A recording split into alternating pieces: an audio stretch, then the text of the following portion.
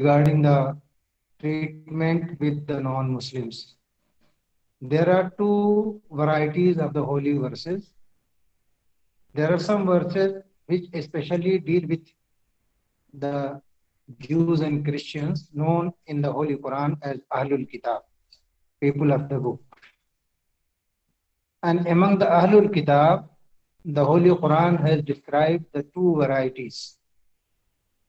The first category of the holy verses deal with those Ahlul Kitab, people of the book, who were regarded by the Holy Quran as the pious, who had saved their nature, who followed the true teachings of their scriptures, and finally accept the last prophet of Islam, sallallahu alaihi wasallam.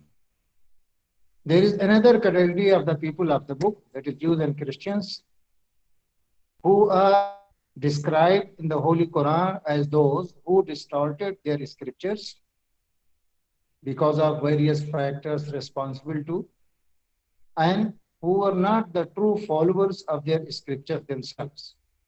Such Christians and Jews were criticized and demolished argumentatively in the Holy Quran.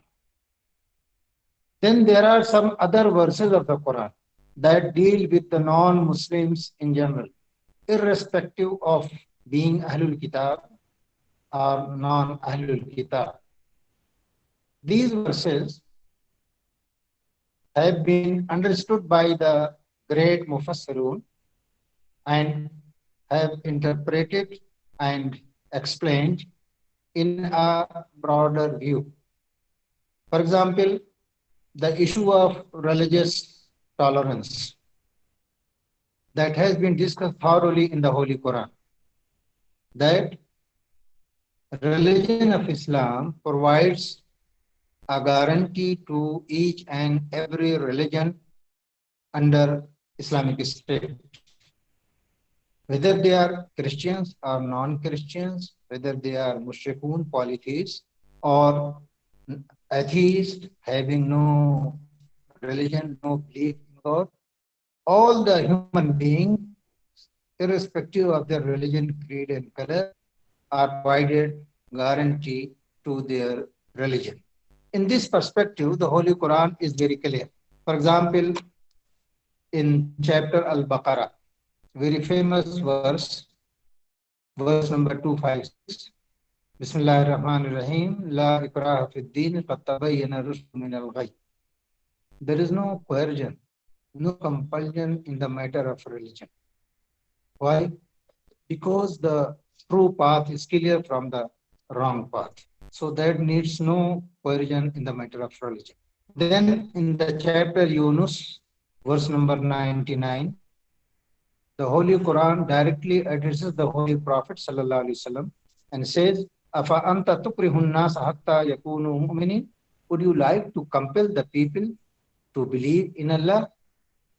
It was a question, and the answer naturally was in negation. That even the Prophet of Islam sallallahu alaihi wasallam was not entitled to coerce, to compel the people to accept the religion of Islam. Then there is a full-fledged chapter, Surah Al-Kafirun, in the last part of the Holy Quran. Surah Al-Kafirun is a clear-cut declaration of religious freedom to each and every human. Though there are some modern scholars like Maulana Ahmeduddin Farahi, Maulana Amin Hassan Islahi, and some other scholars who have regarded this Surah Al-Kafirun as a declaration of war against the polytheists. But the majority of the scholars and the exegetes of Islam throughout the history have discussed this surah as an agenda of the religious freedom. The Holy Quran says, قُلْ يَا أَيُّهَا الْكَافِرُونَ لَا أَعْبُدُ مَا تَعْبُدُونَ وَلَا أَنْتُمْ عَابِدُونَ مَا أَعْبُدُ وَلَا أَنَا عَابِدٌ مَا عَبَدتُّمْ وَلَا أَنْتُمْ عَابِدُونَ مَا أَعْبُدُ لَكُمْ دِينُكُمْ وَلِيَ دِينِ. The surah concludes to guaranteeing the freedom to each and every section of the society in Islamic State. That is, lakum dinukum waliyadi. To you is your religion, and to me is mine, or my own religion. The Holy Quran also warns the Muslims, the true followers and believers, not to abuse those who do not believe in one Allah.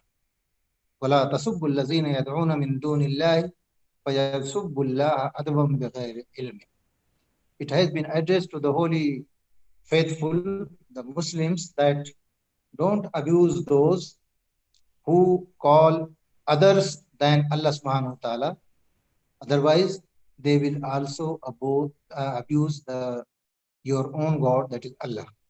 So this abusing any religion, abusing of any religion, abusing of any God or goddesses, whether right or wrong, whether true or untrue, whether authentic or inauthentic, it was strictly prohibited by the Holy Quran in these verses. So these some verses, these are only few verses. There are so many verses that clearly, categorically declares the religious freedom to each and every one, whether Muslim or non-Muslim, in an Islamic state. The second very fundamental teaching of the Holy Quran is the dignity of every human being, which is entitled in the Holy Quran as takreem, giving honor to each and everyone, whether Muslim or non-Muslim, whether children or elders, whether followers of any particular religion, whether Jews or Christians, whether atheists. All the sections of the society were created by God as honorable, and they should be treated by the Muslims as the most respectable. The Holy Quran, in the chapter Bani Israel, verse number 70, clearly defined, وَلَقَدْ كَرَّمْنَا بَنِي آدَمَ وَحَمَلْنَاهُمْ فِي الْبَرِّ وَالْبَحْرِ وَرَزَقْنَاهُمْ مِنَ الطَّيِّبَاتِ وَفَضَّلْنَاهُمْ عَلَى كَثِيرٍ مِّمَّنْ خَلَقْنَا تَفْضِيلًا. Allah subhanahu wa ta'ala says that we have honored the children of Adam. The children of Adam means all the human beings. They are created by Allah subhanahu wa ta'ala as the most respectable. This is called takreem. Takreem is one of the basic fundamental teachings of the Holy Quran. That is giving honor to each and every citizen of the society, of the Islamic State. Then the Holy Quran again emphasizes that every human being is created by God in the best shape, in the best form. The Quran says, وَلَقَدْ خَلَقْنَا الْإِنسَانَ فِي أَحْسَنِ تَقْوِيمٍ. We have created every human being in the best form. Every human being, whether Muslim or non-Muslim, is created by Allah subhanahu wa ta'ala in the best form, in the best mold, in the best shape, whether he is black or white, whether male or female, whether literate or illiterate, whether intellectual, psychologist, philosopher, scientist, or a rickshaw puller, or a labor. Everyone is created in the best form. The Quran categorically, very clearly defines. Our very important scholar of modern India, Dr. Najatullah Siddiqui, in his famous book, Maqasid Sharia, it is written in Urdu, he has defined this dignity of every human being as one of the basic objectives of Sharia. We know there are certain objectives of Sharia applicable to each and everyone in Islam, well defined by our great ancestors, our great scholars of Islam, from Abu Hamid al-Ghazali rahimahullah till modern times. The great scholars have defined these maqasid Sharia, objectives of Sharia, and every one of the society. Among these maqasid, Dr. Siddiqui says that the human dignity, maintaining the human dignity, is the first and foremost objective of Sharia. He cites some other verses also. For example, from Surah Al-Hujurat, verse number 13, the Holy Quran says, Inna khalaqnakum min zakarin wa unsa wa ja'alnakum shu'uban wa qabaila lita'arafu. Inna akramakum indallahi atqakum. O people, O mankind, we have created you from a single pair, a male and a woman, female, and we have divided you into different in order to make acquainted with each other. But inna akramakum indallahi atqakum, the most pious among you, the most respectable among you is one who is the most Allah-fearing, God-fearing. So God-fearing is the basic criteria for respect, for dignity of every human being. And it may be different from one to another, but the basic criteria is that a person should be God-fearing, whether he is following the Christianity or Judaism or Hinduism or Islam. But if he has saved his basic nature and following his religion sincerely, then he is treated by the Holy Quran as the akramakum, the most respectable. Dr. Jatullah Siddiqui Sahab says that this verse reveals that Allah subhanahu wa ta'ala has addressed the whole mankind as the most respectable, whether he is following any religion or not, or he is addressing a specific religion and is not following the religion of Islam.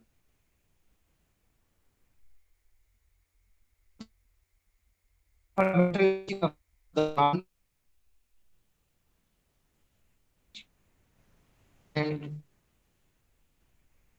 fundamentally kind behavior to the non-Muslims.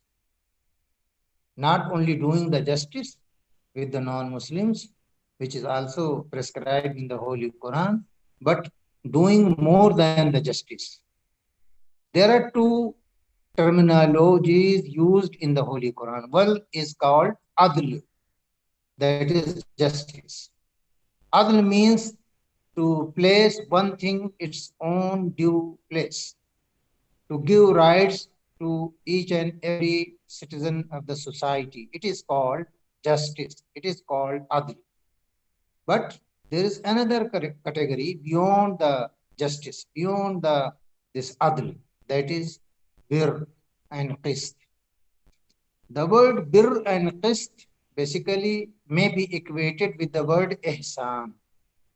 Ihsan, the excellent performance of a human being, excellent behavior with others.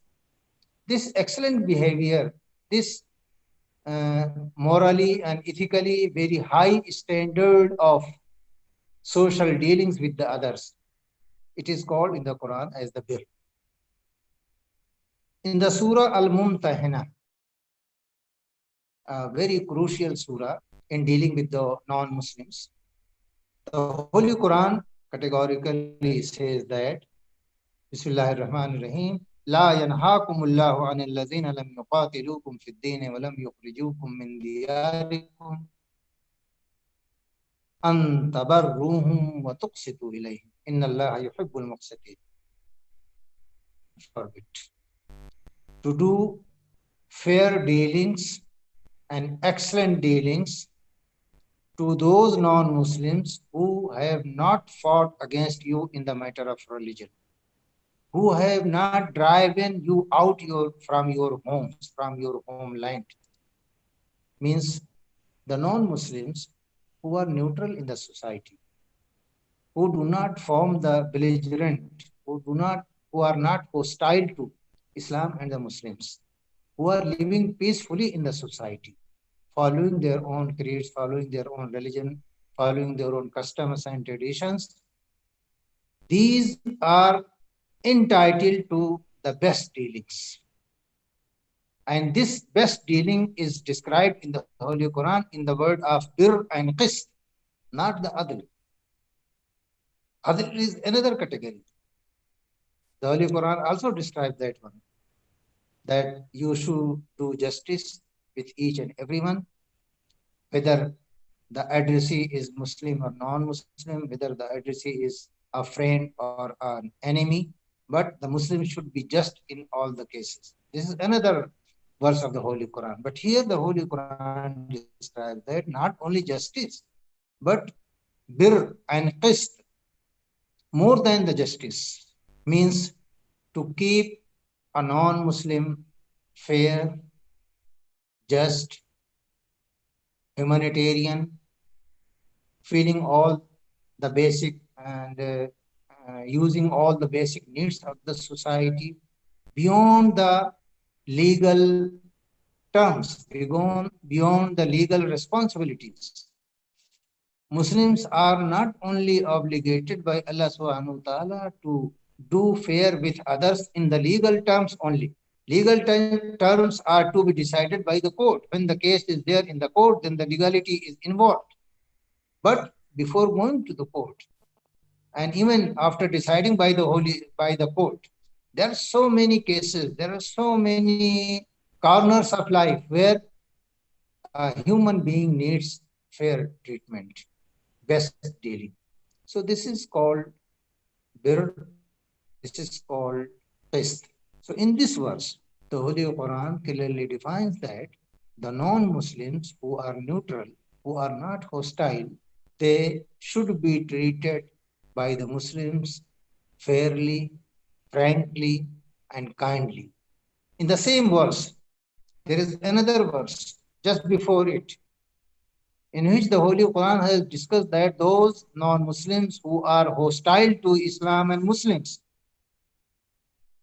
and they are always ready and convinced to harm Islam and the Muslims, they may not be treated neutrals because they are the hostiles.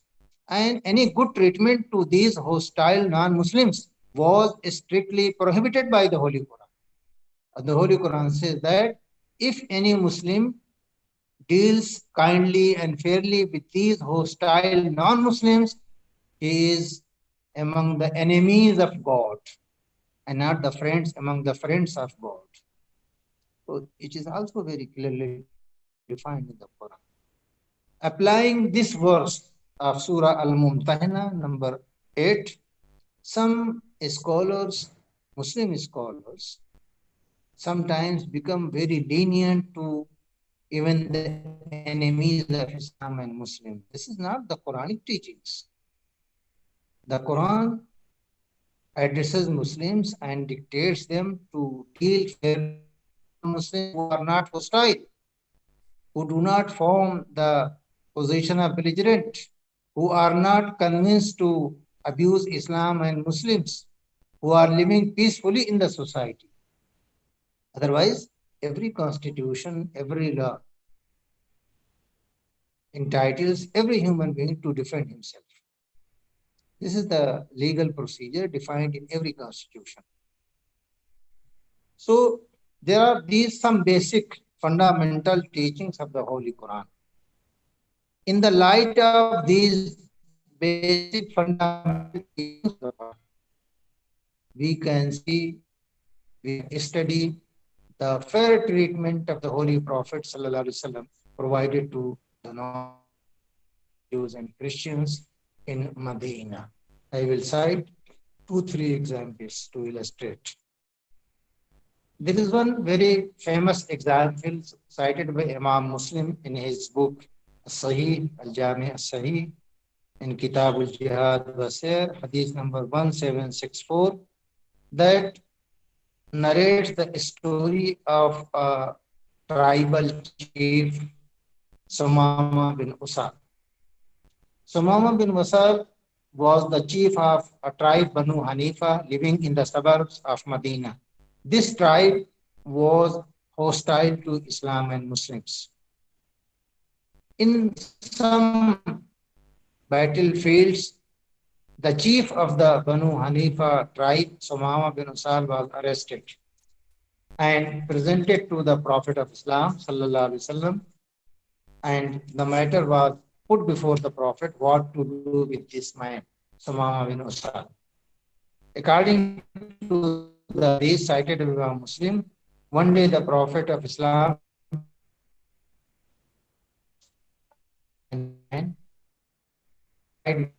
one of the pillars of the Masjid Nabawi, the prophetic mosque. He is reported to have asked the man, Maza indaka ya Sumama.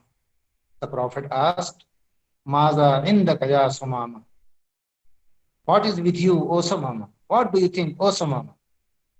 The Sumama report is reported to replied to the Prophet of Islam. He said, Indi ya Muhammadun khayr. In taqtul zadamin. Wa in tan'um ala shakiri. Wa in kunta turidul mal fasal.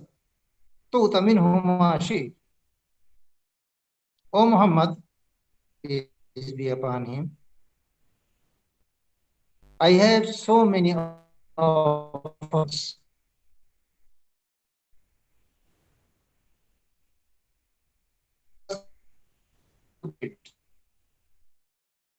If you will be favoring a person who is always grateful to each and everyone. If you desire to have some amounts, some wealth, then ask. Whatever you will ask, it will be paid to you. There is no problem. The hadith says that the Prophet left Sumama bin Usal and he went back to his room. After 2 days, the third day, again he came to perform the prayer in the mosque and raised the same question to Sumama, Ya Sumama, Maza Indaka. And Sumama replied the same. Indi ma qultu laka. I have whatever I have said to you yesterday. In tan'um ala shakiri. Wa in taqtul zadami. If you favor me, you will favor a person who is grateful. If you kill me, you kill a person who is fully entitled to be killed. The same response was provided by Sumama to the Prophet of Islam. Hadith says that again the Prophet was silent and he went back to his room. The third day, after some time, he again came to the mosque and raised the same question. Sumama again replied the same answer. The hadith says, then the Prophet ﷺ commanded his followers and said, Atliqu Sumama. Release Sumama free. It is reported that he went back from the masjid to a nearby pond and there took a bath, then entered the masjid and recited publicly, Ashhadu an la ilaha illallah wa ashhadu anna Muhammadan abduhu wa rasuluh. I witness that Allah is the only creator and Muhammad sallallahu alaihi wasallam slave and his messenger. Then he says, addressing the Prophet Islam, he said, Wallahi, ma kana ala al-arzi wajhun abghaza ilayya min wajhika. فقد أصبح وجهك أحب الوجوه كلها إليك والله ما كان من دين أبغض إلي من دينك فأصبح دينك أحب الدين كله إلي والله ما كان من بلد أبغض إلي من بلدك فأصبح بلدك أحب البلاد كلها إلي. He said, seeing this treatment of the Prophet of Islam sallallahu alaihi wasallam to a person who was the hostile to Islam and the Muslims, he said, O Muhammad sallallahu alaihi wasallam,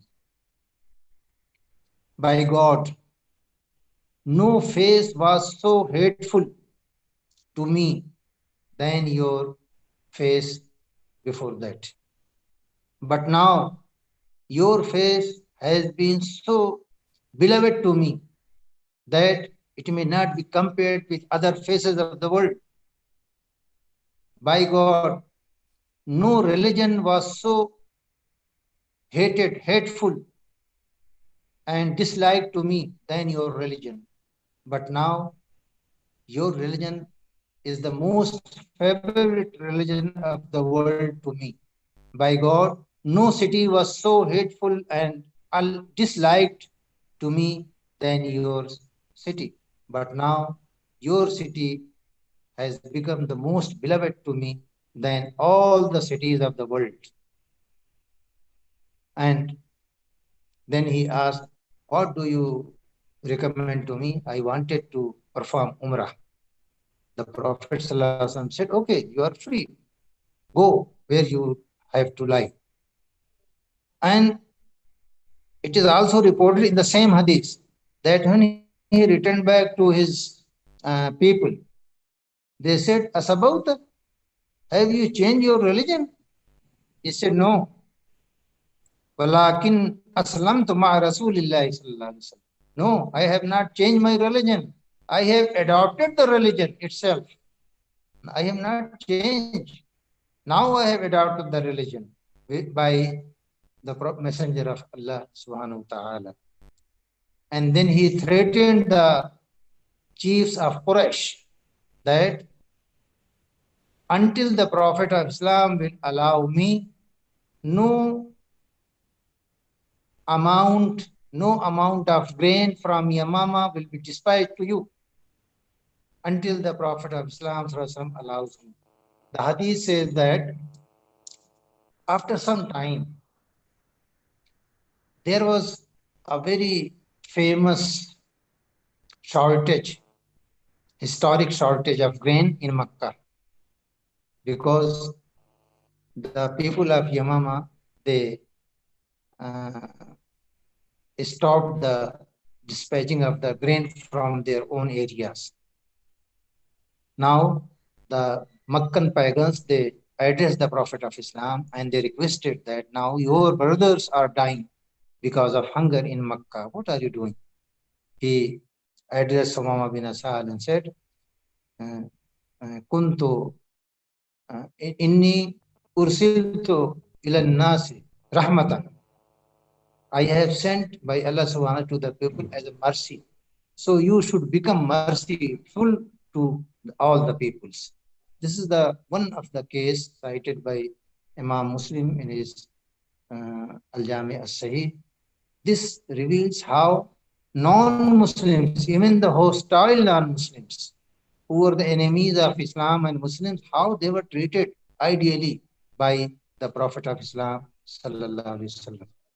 Then I have some time to cite the famous agreement made between the Muslims and the non-Muslims after the migration, known in the history as Kitabu Rasulillah, or the Constitution of Medina. This was the first document signed between the Prophet of Islam on behalf of the Muslims and the Jews and Christians living in Medina when Islamic State was first established in Medina. This constitution provided a number of articles. There are so many details discussed by the great scholars. The Constitution of Medina inherits 47 articles. The first article clearly defines that Muslims form a nation, while the non-Muslims forms another nation. In the matter of religion, in the matter of culture, in the matter of beliefs, both Muslims and non-Muslims are different from each other. Then from Article 2 to Article 11, these 9 articles, one by one, define that every tribe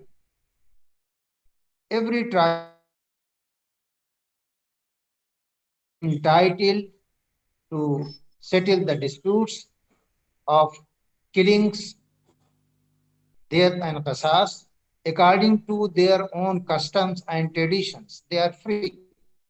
It means even the criminal law, even the criminal procedure, and even the criminal proceedings in the cases of these, the Jews and Christians were entitled by the Prophet Islam to settle the disputes according to their own customs and traditions. Then the articles 17, 16, 17, then 21, 22, then 40, 41, then 47. These articles describe Muslims and non-Muslims both, that they will not provide any shelter, any foreigner, unless and until the approval by the Prophet of Islam is provided. Then the next, article number 24 to 35. 8, 29, 30, 31, 32, 33, 34, 35. All these articles provide the religious and cultural freedom to the Jews. All the Jewish tribes, one by one, name by name. All the Jewish tribes living in the suburbs of Medina, in the city of Medina, were provided full guarantee to their religion, to their culture. And Article 37, 38, and then 46. These three articles provided complementary to the Jewish tribe that they will cooperate the Muslims in case of any aggression from outside Medina. It means even in the military affairs of the Islamic states, Jews and Christians, the non-Muslims, were provided opportunity to defend the city as the Muslims were provided. Some other articles of the Constitution, for example, Article 18, Article number 24, Article number 38, Article number 45.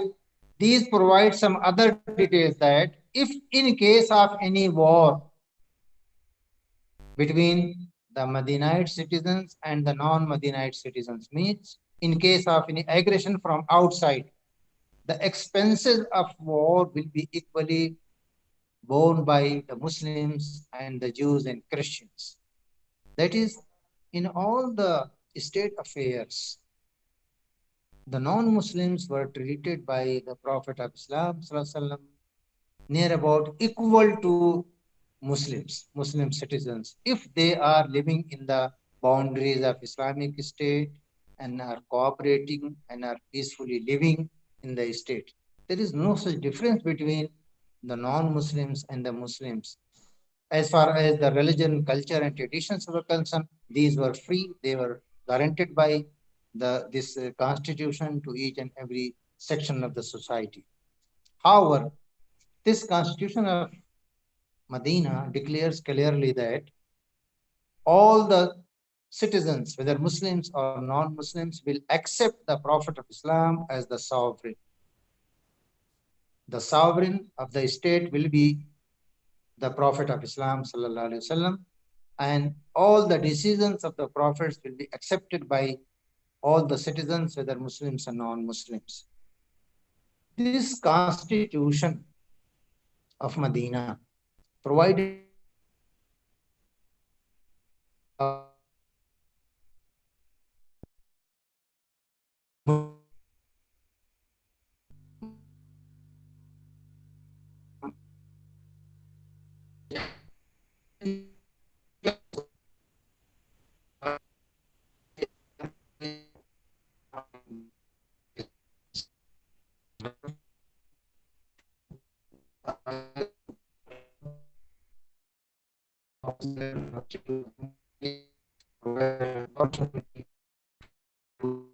issues relating to non-Muslims under the Prophet of Islam. ये मेरे गुफ्तगू बुनियादी तौर पर कुरान करीम ने जो गैर मुस्लिमों के साथ बर्ताव में बुनियादी तालीमात फराहम की हैं, उनसे मुताल्लिक़ है, क्योंकि वही तालीमात थी जिनको रसूल अकरम सल्लल्लाहु अलैहि वसल्लम ने मदीने में इस्लामी रियासत के क़याम के बाद मीनो अन नाफिज किया। कुरान करीम ने तमाम इंसानों की तकरीम, उनकी आज़ादी, खा वो किसी भी मज़हब के मानने वाले हों, उसकी ज़मानत फराहम की। कुरान करीम ने तमाम इंसानों को अपने मज़हब, अपने कस्टम और अपनी रवायात के मुताबिक अमल करने की पूरी आज़ादी दी। कुरान करीम ने रसूल अकरम सल्लल्लाहु अलैहि वसल्लम को भी इख्तियार नहीं दिया کہ وہ جبر سے زبردستی سے کسی کا مذہب تبدیل کریں. قرآن کریم نے شریعت کے بنیادی مقاصد میں اس بات کو شامل کیا کہ انسانوں کے درمیان مساوات ہونی چاہیے، کسی بھی مذہب کے ماننے والے ان کی عزت ہونی چاہیے، اور معاشرے میں وہی شخص قابل اعتبار اور قابل تکریم ہے جو اللہ سے ڈرنے والا ہے، خواہ وہ کسی بھی مذہب کا ماننے والا ہو. قرآن کریم نے یہ ہدایت بھی مسلمانوں کو دی کہ وہ غیر مسلم جو اسلام اور مسلمانوں سے دشمنی نہیں کرتے، امن و امان کا معاشرے میں رہتے ہیں، ان کے ساتھ نہ صرف یہ کہ انصاف کیا جائے بلکہ انصاف سے اوپر اٹھ کر وہ ہمارے بہتر سلوک، ہمارے منصفانہ برتاؤ اور ہمارے ایثار اور ہماری تربیت کے حقدار ہیں جس طرح سے مسلمان حقدار ہیں. البتہ وہ غیر مسلم جو اسلام کے دشمن ہیں، جو مسلمانوں کے دشمن ہیں، ان کے ساتھ اگر کوئی اچھا سلوک کرتا ہے تو قرآن کی تعلیمات کی خلاف ورزی کرتا ہے. یہ بنیادی تعلیمات ہیں جن کو اللہ کے رسول صلی اللہ علیہ وسلم نے مدینے میں نافذ کیا. ایک واقعہ میں نے امام مسلم کی حدیث جامع صحیح سے نقل کیا تو کا کہ وہ اسلام اور مسلمانوں کے بدترین دشمن تھے، لیکن اور وہ ایک جنگ میں گرفتار ہو کر کے مدینہ لائے گئے اور مسجد نبی میں انہیں باندھ دیا گیا. اللہ کے رسول صلی اللہ علیہ وسلم روزانہ ان سے سوال کرتے رہے کہ تمہارے ساتھ کیا سلوک کیا جائے، اور وہ ایک ایماندار ایک بڑے آدمی کی طرح سے انہوں نے جواب دیا کہ اگر آپ میرے ساتھ اچھا سلوک کریں گے تو آپ مجھ کو شکر گزار پائیں گے، اور اگر آپ مجھے قتل کریں گے تو میں واجب القتل ہوں، آپ جو کچھ دولت مانگیں گے میں آپ کو دینے کے لیے تیار ہوں. 3 دنوں کے باری باری سوال کے بعد اللہ کے رسول نے انہیں آزاد کر دیا. انہوں نے اللہ کے رسول کا یہ حسن عمل دیکھ کر مدینے سے کے قریب ہی باہر جا کر تالاب میں غسل کیا، لوٹ کے آئے مسجد نبی میں اور کلمہ شہادت پڑھا انہوں نے. اور اس وقت انہوں نے کہا کہ اے اللہ کے رسول، اے محمد، بخدا آپ سے زیادہ قابل نفرت چہرہ میرے نزدیک کوئی اور نہیں تھا، لیکن آج سے آپ کا چہرہ دنیا کے تمام چہروں سے زیادہ مجھے محبوب ہے.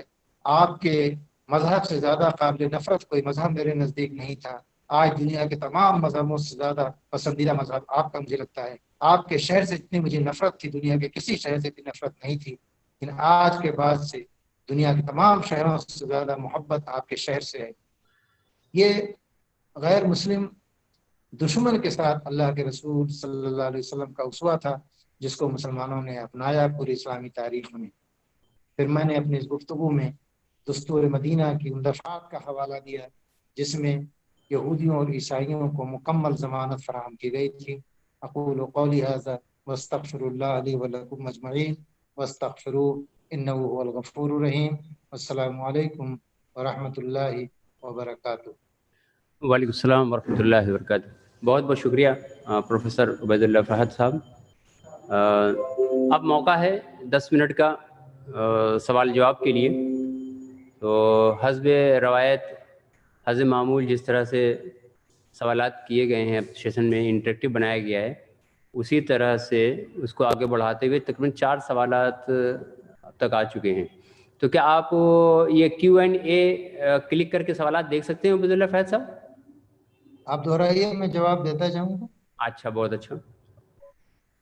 پہلا سوال ہے، سم مسلم scholar regard Surah Kafirun as a reason to not to preach Islam, but Quran also says that there is no compulsion in deen when the truth stands clear from error. اسی سوال کو آگے بڑھاتے ہوئے انہوں نے کہا ہے، لکھا، so before preaching Islam how can we say that there is no compulsion? Kindly throw some light on the perspective that when a Muslim can actually say that there is no compulsion to enter into the fold of Islam. This has been very clearly defined by almost all the great commentators of the Holy Quran. Even in modern times, the scholars who are defamed and disgraced by the scholars of the West as the fundamentalist, and even some scholars say them terrorist. For example, Maulana Sayyid Abul Ala Maududi and Sayyid Qutb Shahid. Even these scholars of Islam in modern times have discussed that there is no compulsion at all in the religion. Religion depends upon the choice of a person. which religion he desires to opt and practice. He will not be compelled by any state, any coercive power, any individual, any group of individuals, any state, any monarch, any ruler. This is one of the basic fundamentals of Islam. It is very clear. The Prophet of Islam did not compel the mushrikun who were hostile from the very beginning to accept the religion of Islam. No, not at all. They were compelled to fight when they started fighting against the Prophet of Islam. And the mushrikun, the polytheists of Makkah, formed the belligerent. So, for example, Surah Anfal and Surah Tawbah, these surahs address basically the belligerent, hostile polytheists of Makkah, not other non-Muslims of the world. They should be treated nicely and gently. Thank you. जी, एक सवाल, दूसरा सवाल ये है, keeping in mind the current political socio political scenario, what is supposed to be our way forward as Indian Muslims since we are not in majority? Very good question. And I think this is the question that I expected. I congratulate my friend who has raised this question. It is a very important, serious question. And one of the most important problems faced by the Muslims living in the European states, even in India, those Muslims who are living as minority, how they are entitled by the Sharia to live with dignity and equally share the developmental activities of the country. It is very important question. And this question is to be addressed by the Muslim intellectuals very seriously, because the situations have been changed. The entire situation, our Islamic law framed, designed, and redesigned and codified by great scholars of Islam was made in a situation where the Muslims were in the majority, where the Muslims were ruling all over the world. Now, Muslims are not in a position, and where the Muslims are ruling, they are not ruling as per the dictates of the Sharia. So there is no Darul Islam, there is no land of Islam in its real meaning today. So now the Muslim minorities face so many problems. These are the new problems faced by Muslim Ummah. That's why our great scholars have emphasized a new discipline, that is fiqhul aqalliyat, Islamic law for Muslim minorities. It is to be developed, it is to be codified, it is to be readdressed. This is the need of the time. Those who know the issue, the gravity of the issue, and are well versed with the basic language of the Quran, that is the Arabic, and are aware of the Sharia sciences, they should address this issue. Very important issue is that. Thank you. अगला सवाल है, what is your view regarding the jurisprudential things which we find in our fiqh books on non-Muslims in an Islamic state, and how far that they are relevant in the contemporary era? I told you that the non-Muslims in Islamic history were treated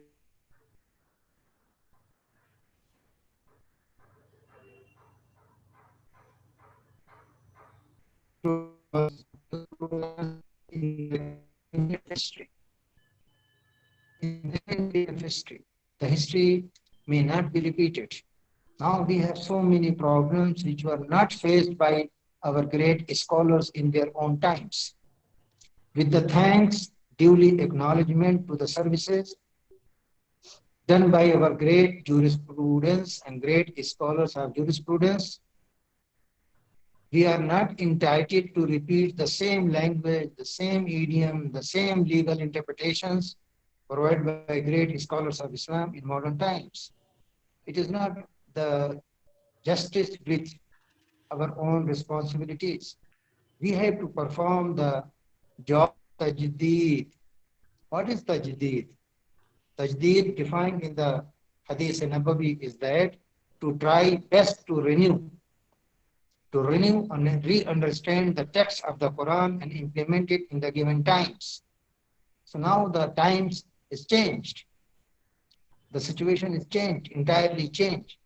It is the duty of Muslim intellectuals to re-understand, to reinterpret, to re-explain the text of the Quran and the Hadith with a fresh outlook, with a fresh understanding.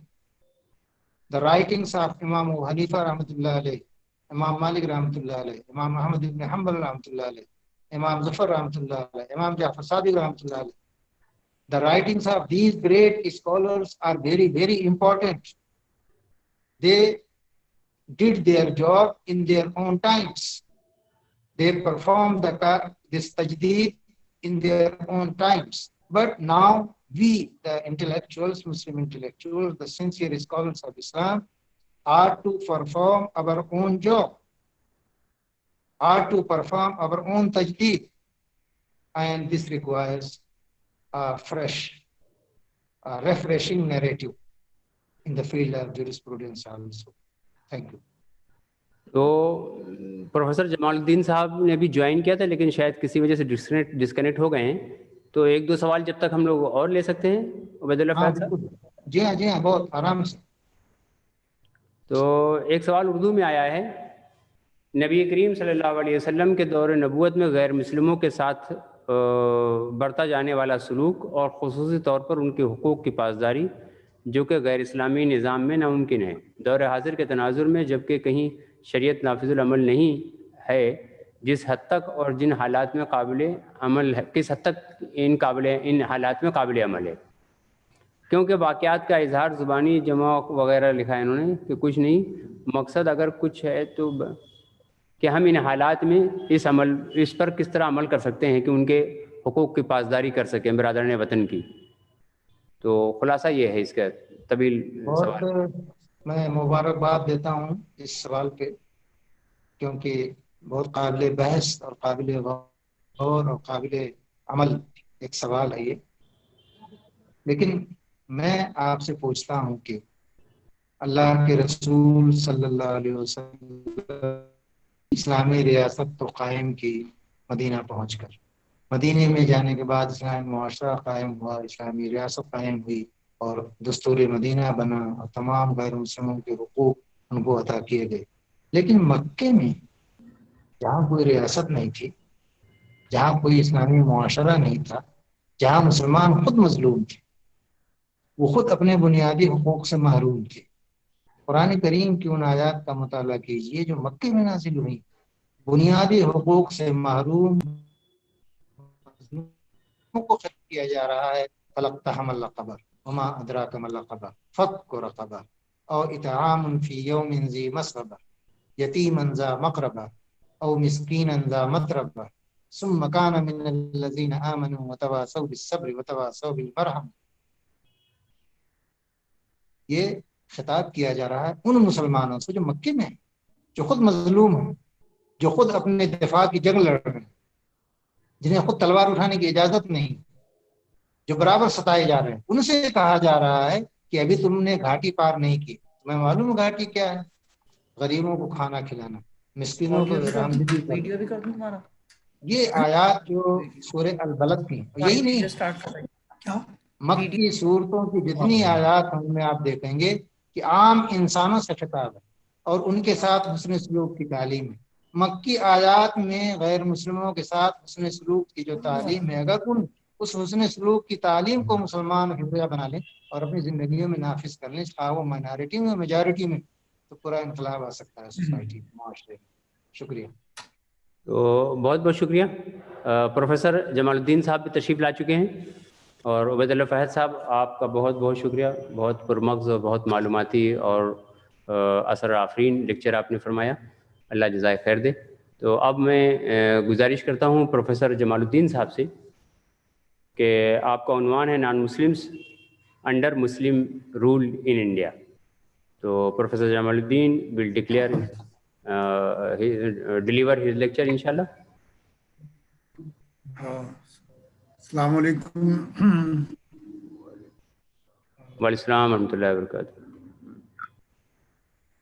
The topic you have already heard, and I'm delighted to hear Professor Ubaidullah Fahd, from whose lecture I gathered some points which are to serve as a model code of ethics for all Muslims all over the world. He emphasized how Quran, and on the basis of the Holy Quran and the traditions of the Prophet ﷺ, certain things like dignity of man, all are equal before Allah, rule of law, justice, code of ethics, and lastly, charity. Now, what medieval rulers I find upheld was the Department of Justice and justice given to their subjects.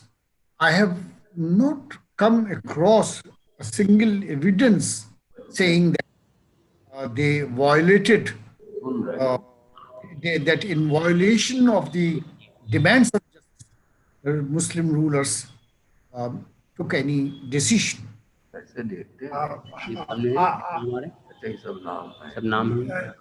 The position of non-Muslims becomes clear after Professor Ubaidullah Fahd's lecture. So that part I'm omitting.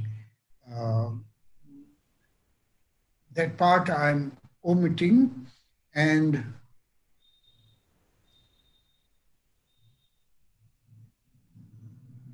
only one point here I will emphasize regarding jizya, which was to be extracted from the dhimmis, the security of whom Islamic State undertakes.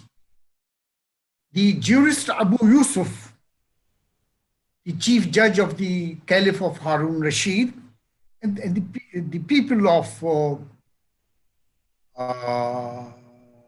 Imam Abu Hanifa, he rules regarding the manner of collecting the jizya. Now what he says, no one of the people of the Dhimma should be beaten in order to exact payment of the jizya, nor made to stand in the hot sun, nor should hateful things be inflicted upon their bodies or anything of that sort. Rather, they should be treated with leniency.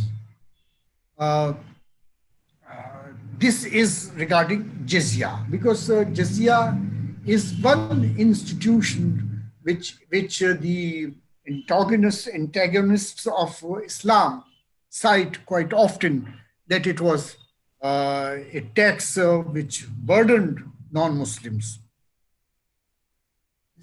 No Muslim has ever complained that according to Islamic law, he has to pay zakat, which a non-Muslim citizen of the Islamic State was not asked to pay. So if they were paying jizya, the Muslims were paying zakat. The Constitution of Medina, I mentioned in the morning session, and Professor Ubaidullah Fahd has explained it in greater detail. So I'm not going to repeat. I skipped that also from my lecture. I start with the Arab conquest of Sindh, which Muhammad bin Qasim,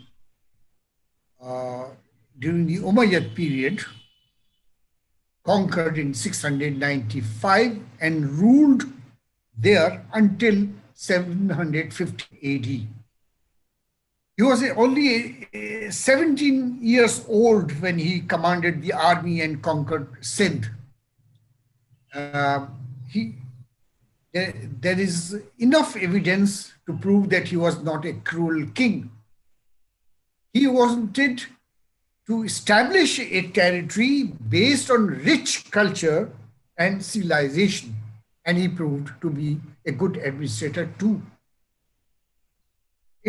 This invasion of Sindh was a great historical moment which brought social and economic development in the tribal region of Sindh. Law and order was established, peace and culture was developed, education was spread, trade with the Arab countries was set, people of Sindh adopted Islamic culture. Their belief that Islam only believes in cruelty changed and Islam spread. The Brahmins were given respect and they were free to follow their religion. They repaired some Hindu temples which were destroyed in the process of Islamic invasion. Thus, the Hindus developed respect for the Arabs. Hinduism and Islamic culture existed at the time side by side, and the two religions had healthy exchanges of culture.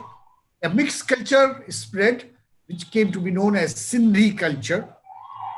It has impact on the coming times. This period was not for a very long time. It ended with the death of Muhammad bin Tughlaq. I come to the Delhi Sultan's treatment of Hindus.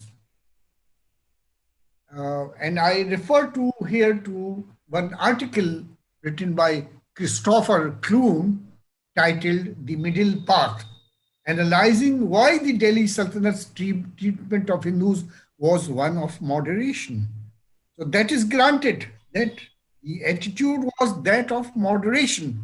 The only question here posed is why they adopted this policy of moderation, and that will be discussed at the end of this discussion. India stands as one of the most pluralistic nations in the modern world. Part of the origin of this pluralism can be traced back to Muhammad bin Qasim's establishment of the Arab rule. And about 3 centuries later, Muslim rule established in northern India under Qutbuddin, who founded the Delhi Sultanate in 1206, which came to be known as the Mamluk dynasty. It lasted until 1526, the Delhi Sultanate. It was a Muslim minority that ruled a variety of subjects, the majority of which differed in many ways. Differing political environments along with religious attitudes, artistic exchanges, and the fact that Hindus were an integral part of the Sultanate's economies all influenced how the Sultanate treated their Hindu subjects, which ultimately best characterizes the Sultanate's subjugation of the Hindus as neither liberal nor oppressive, but moderately tolerant. Now, what happened was that when Muslims came, of course, the Indian economy was largely an agrarian economy.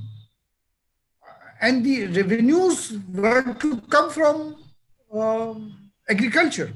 So how this could be, how revenues could be collected? Turks coming from Central Asian regions of Afghanistan, they could not communicate in their language with the Indian farmers. So naturally, the petty officials, that is the Hindu petty officials and Rajas like Rai Rana Rawat and petty officials, they had to be taken from the indigenous population. So that was one thing. That was a restraint that they had to take this Indian population into their bureaucracy, though at a lower scale. Then what happened was this moderation the policy of moderation is reflected in the fact that the Islamic rulers, even before the Sultanate began, gave their Hindu subjects the status of zimmis. When Prophet in Sallallahu Alaihi Wasallam in the Misaq-e-Madina granted rights to Jews, Christians, and pagans, this was extended here on this continent to the to Hindus, Buddhists, and other religions. Throughout the Hindus maintained this status throughout the whole period of the Sultanate. Of course, the jizya tax they had to pay. The first two dynasties of the Sultanate, the Mamluk and the Khalji, were known to have been intolerant towards their Hindu subjects. And it was under their rule that some Hindu temples were raised. However, the third ruler of the Sultanate, Shamsuddin Iltutmish, was generally able to keep religion free from his politics, unlike the rulers that were there before him. The ulama were of the opinion that Hindus were not the people of the book. They should either be converted to Islam or killed in case of denial. I don't understand why these ulama forgot this clause of the Misaq-e-Madina, wherein protection is special rights are being given to Jews, Christians, and pagans. Why it could not be extended to Hindus. So they argued that in a Muslim rule, infidels must not be allowed to live respectably, but should be humiliated and insulted. Now these views come from Zia-e-Barni, the author of Tarikh-e-Firuzshai and Fatawa-e-Jahandari. Zia-e-Barni was writing his history at a time when bad days had fallen on him, and therefore he found that it is not he, a Turk, a blue-blooded Turk, who has a respectable place in the society. It is other people. For example, he knew the Multanis who were carrying trade on a very large scale, in the grain merchants, the Hondiwalas, etc., etc. Economy was in their control, and therefore they could buy horses, they could build weapons, swords, etc. This he was frowning upon. A man, a Turk, is on his bad days, he has nothing, no resources, and they are enjoying. So therefore, we should take the words of Zia-e-Barni with a great caution. So what happened was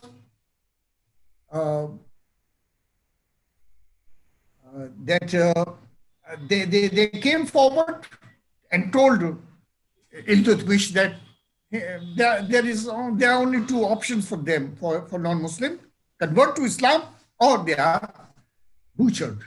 The Sultan didn't answer. He asked his Wazir Nizamul Mulk Junaidi to respond to the arguments of the ulama.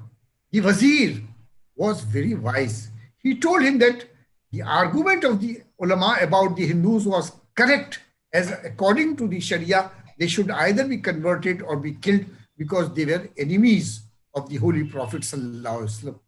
I don't know where from Junaidi took this evidence or argument and attributed it to the Prophet. However, Junaidi pointed out that the Muslims were in minority, in a small number, while the Hindus formed the majority in the subcontinent. He feared that they would unite and revolt against the Sultan if they were forced to embrace Islam. So it will be difficult for the Sultan to keep a hold on the subcontinent. So until the Sultanate consolidated and became powerful, a harsh policy towards the Hindus was not advisable. After hearing this, the ulema requested the Sultan to not allow Hindus to be appointed to high posts. At least this concession they demanded, that they should not be given high posts. And they should not reside in Muslim localities or to freely perform their religious rituals. We will come to this point again. There was another scholar during the period of Iltutmish, Nuruddin Mubarak Ghaznavi. He also criticized the Muslim rulers for failing to take any action against the infidels because of their majority. So the reign of the third dynasty of the Sultanate, the Tughlaqs, also reflect how the political environment characterized the Sultanate's religious tolerance. Muhammad bin Tughlaq is known for being the most tolerant Sultan during the period of the Delhi Sultanate. He was discussing or holding discussions with yogis, with Jain monks, etc. And he left behind a relatively moderate attitude towards Hindus, and this was continued by Firuz Tughlaq to some extent.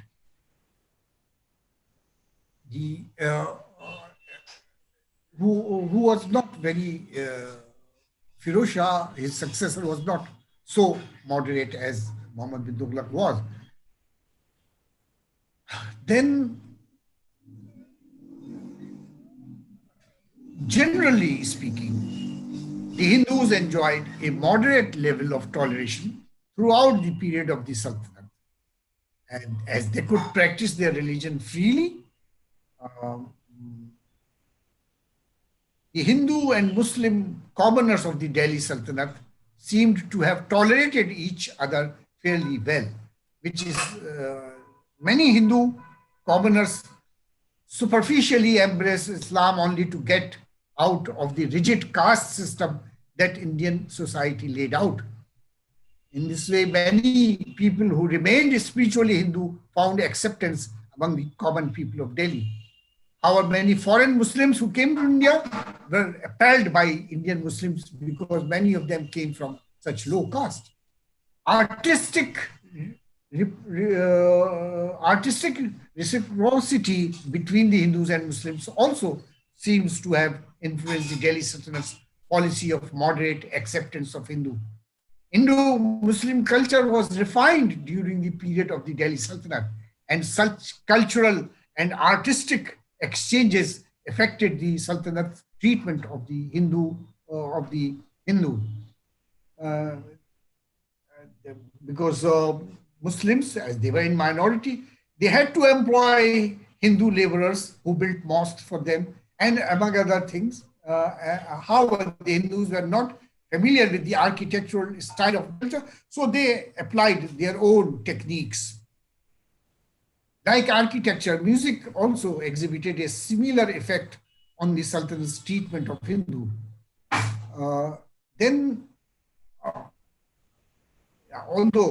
Though Islam rigidly discouraged music, several sultans embraced Hindu music in their courts and encouraged it among the populace, and mystics were not far behind. They also allowed music in their khanqahs. The final thing with regard to the treatment of the Hindus under the Delhi Sultans is the economic system. The large Hindu presence within the Sultanate's economic system is the most important factor that helps in characterizing the Sultanate's tolerance towards Hindus as moderate. They were employable within the economic system of the Delhi Sultanate. This alone constituted the moderate character of the Sultanates, as they could not do too much to aggravate the Hindu population due to the fact that economic life continued to remain in the hands of the Hindus, as Professor Satish Chandra has rightly pointed out. I'm not going into detail about how they were, but they were involved in trade, mainly in trade. And one thing they prospered, reason was that they could do regretting, or what we call ihtikar. In Islam, ihtikar, that is prohibited. What is ihtikar? Ihtikar is getting grain, etc., at a lower price, and then storing it, and then selling it at a higher price later on. Now, this is prohibited in Islam. It is because of this prohibition that Muslims were not storing and Hindus were storing and doing ihtikar.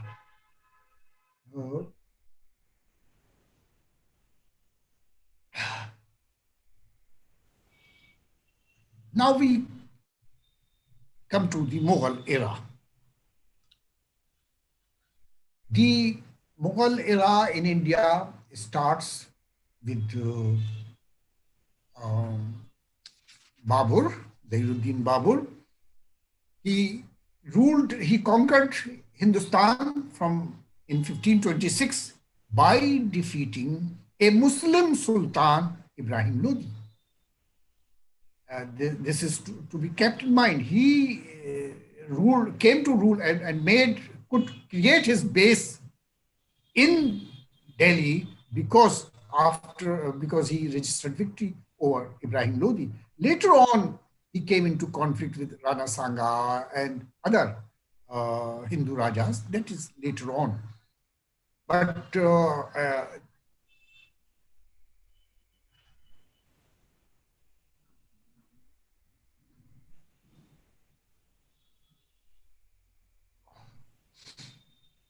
Athar Ali has mentioned the coinage of the Sultanate period. I skipped it, but I'm coming back to it.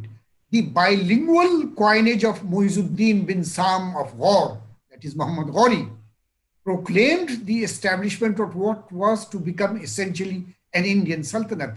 The coinage is not only bilingual. In 2 gold coins, it carried the figure of a seated Lakshmi, a concession to Hindu sentiments so unique that Brown has pronounced it as without a parallel in Mohammedan history. In other gold and silver coins, the figure of horsemen is provided, as also of Shiva's bull, without any thought of Islamic reserve about representation of living beings. This is the billion coins of Iltutmish and his successor continued to be bilingual, that is in Persian and Sanskrit, and carry the horseman and the bull down to Muizuddin Kayqubad, who died in 1290. The coinage suggests a polity which was not alien, lily white. Originally planted by invasions, it was seeking to spread roots into the Indian soil. Now, so much so that when in 1225, Uzbek Tughril Khan declared himself king and marched from Bengal to Awadh. He was the son of Balban. When he marched from Bengal to Awadh in rebellion against Sultan Nasiruddin Mahmud, the grandson of Sultan Iltutmish, the ruler of Delhi. This act of defiance of his was disapproved by all the people of Hindustan, the divines and the nobles, Muslims and Hindus including. So this is how deeply rooted was the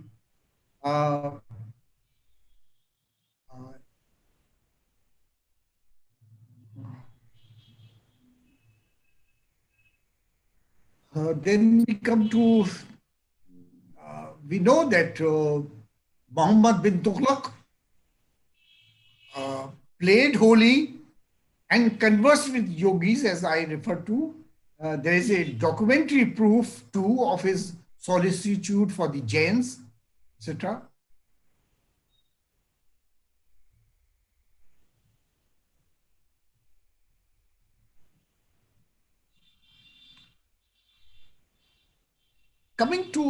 Returning to Mughal period again, there is a document called Babur's Vasyatnama, or the will, which Babur entrusted to his son Humayun, who was to succeed him. One of Jamia Millia's brilliant student, Dr. Raziuddin Akil, has published a short article on this, which I came across, and I picked this Vasyatnama from him. He has put it in the context of the present day politics, into which I will not go much. Babur's Vasyatnama for his son and successor, he says, is a fine text of political ideas that clearly draws from the language of politics evolved in Khorasan, the intellectual reference point of North India, Central Asia, and Iran. Now, what he tells, first Babur tells his son that he should steer clear of any kind of religious prejudice, and keeping in mind the religious sentiments and customs of the people, he should be just to all of them without exception. I told you that the justice was very dear to the Muslim rulers in India, especially to the Mughals. This is what may be identified as an important precept of secularism in northern India, justice. Second, anticipating serious crisis in community relations, communal politicians have long exploited in our time. Babur advises a ban on cow slaughter, which will help to earn a place in the hearts of the majority population. This small gesture can go a long way in what he calls binding people into submission with a chain of obligation and gratitude. Third was that Babur suggested that rulers have no right to destroy the places of worship of any community. They should not discriminate against anyone. This is important for a harmonious relation between the ruler and the people. Fourth,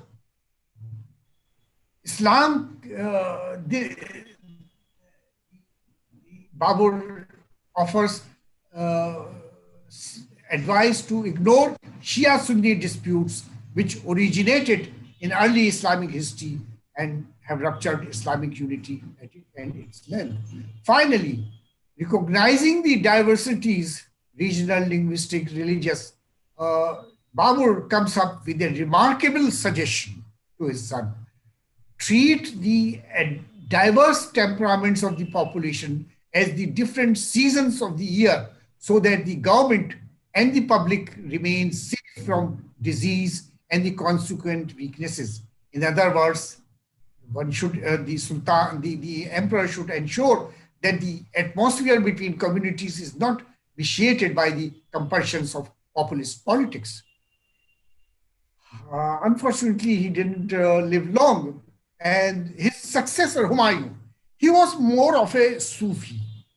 He had mystic leanings. Babur too had mystic leanings and was a murid of Khwaja Ahrar, Naqshbandi Sufi.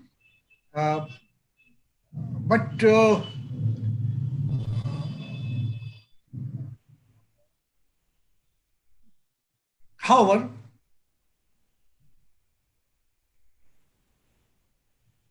Humayun too could not, his rule could not last long. He came to throne in 1530. Then 1540, he was forced to leave India.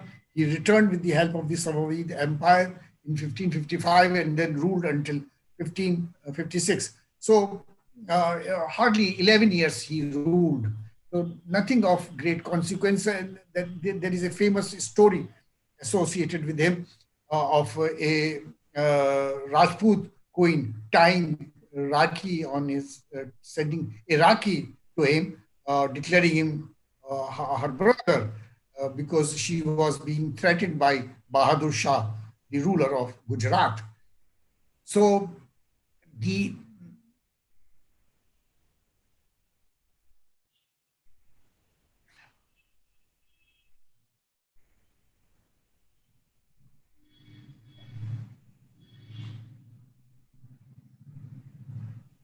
in a paper, Iqtidar Alam Khan, Professor Iqtidar Alam Khan,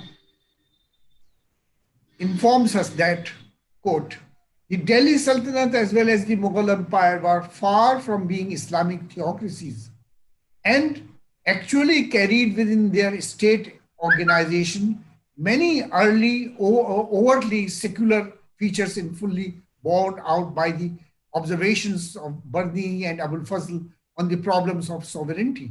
It also seems that some of the essential elements of the theories of a state as enunciated by them were apparently borrowed from the political theorists of ancient India in preference to what has been postulated by the early Islamic civilization.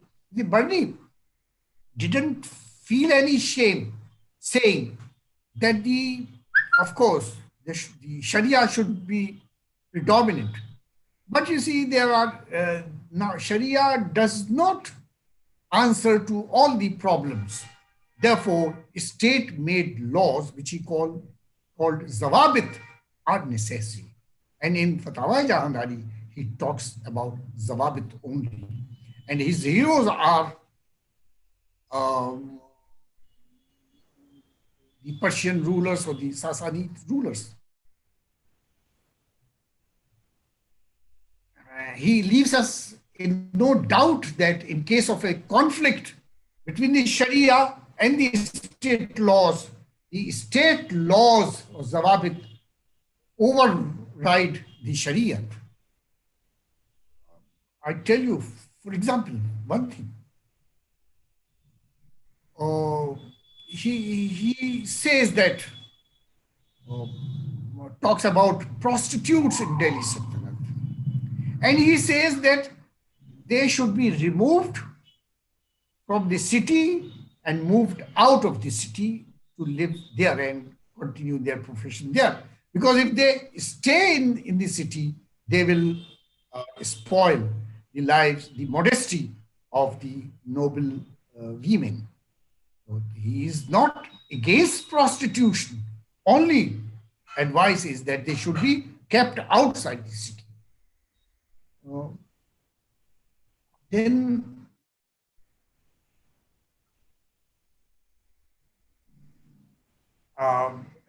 you see, Aurangzeb is much maligned ruler.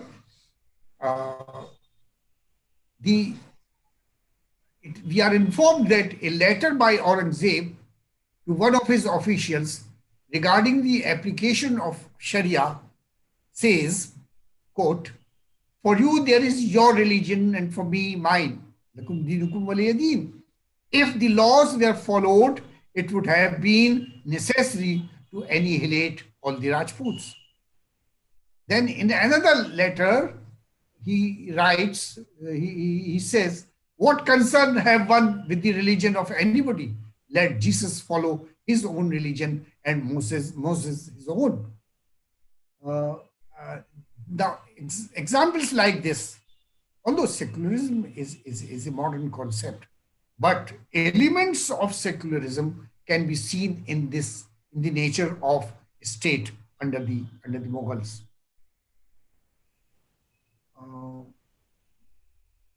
The Mughals named the Department of Law and Justice, and it is important to note, as Mahkama-e Adalat, not as Mahkama-e Sharia. The Mughal emperors in general and Jahangir in particular are remembered for their special concern for an implementation of justice. These policies indicate that they respected and also took responsibility of their citizens.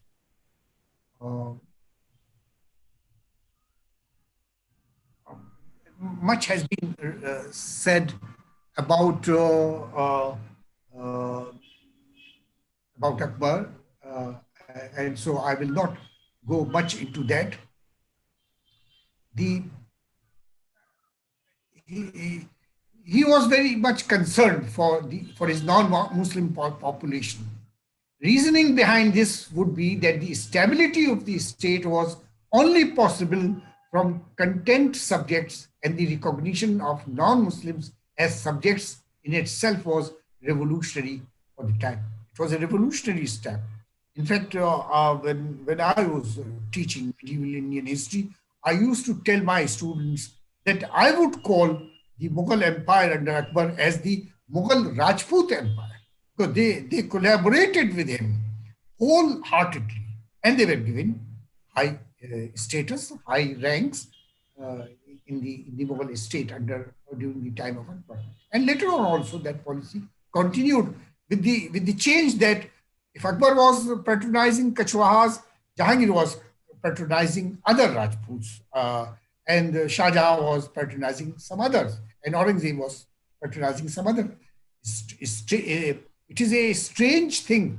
Professor Athar Ali has pointed out in an article that when Aurangzeb fought the war of succession against Dara Shikoh, who was being backed by the reigning king Shah Jahan, then the number of Hindu officers was greater on the side of Aurangzeb than on the side of Dara Shikoh.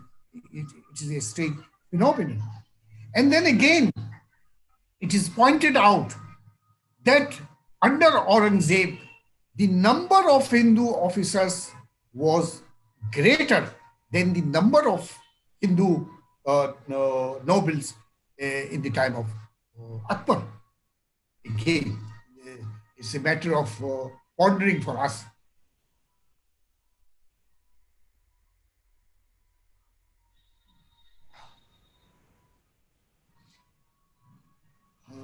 Then I should finally come to, because now there is little time left. In the meantime, I will again suggest to my keen listeners, if they are interested in knowing how the Delhi Sultans treated Jainism, they should go to the article by Pushpa Prasad, or Dr. Pushpa Prasad of Aligarh Muslim University, former faculty. She has written a paper, The Jain Community in the Delhi Sultanate, which is published in the Indian History Congress Proceedings, 1993.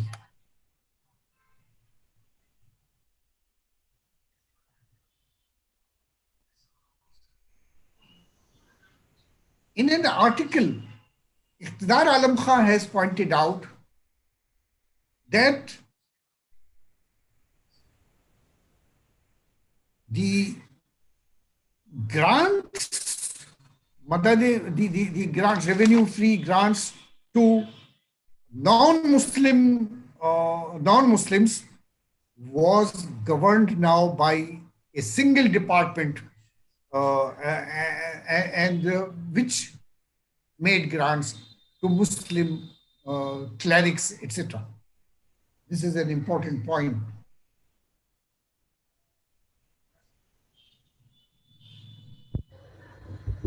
Tried to reverse this situation, but it was not. He was not successful. On the whole, the spirit of Sulekul informed the distribution of state patronage during the 17th and 18th centuries, and we know that the Mughals continued to gain support of their non-Muslim subjects throughout the period until 1857, when the Mughal Sultanate was reduced to area from Red Fort to Palam. Even then, the Hindu Rajas, they were looking upon Bahadur Shah and also Hindu common people, they were looking upon Bahadur Shah as their king. To my keen listeners, I will again, recommend that they read Temple Desecration and Indo-Muslim States, which is authored by Richard M. Eaton. It's an important article where he tells us that the policy of the desecration of temples goes back to times prior to the Muslim occupation or Turkish occupation of India. Professor Bahauddin, former Vice Chancellor of Aligarh Muslim University, and Professor Jay Prakash, both from Kerala. These historians have discussed how Hindus under the leadership of Shankaracharya destroyed Buddhist temples in Kerala, and all those lands which belonged to the Buddhists, they got them assigned for their own purposes. So this policy of desecration, and what they were doing was, at the time, even the Hindu Rajas, that they will attack the enemy, again a Hindu, and because sovereignty was identified with deity, with goddess or god, they will carry the main idol to their capital city as a war trophy, a souvenir, like the Berlin Wall when it was destroyed, and the pieces of small stones, they were being taken by people as souvenirs. I have one souvenir from Berlin, like that. So temple desecration was not in something new, and many Muslim kings also did the same, that they destroyed and then they took away the main god or goddess as a war trophy to their city, and they installed it there.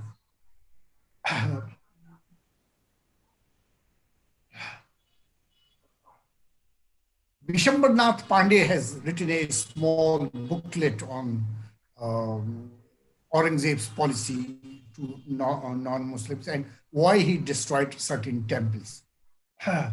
But I used to tell my students that that was not a good policy.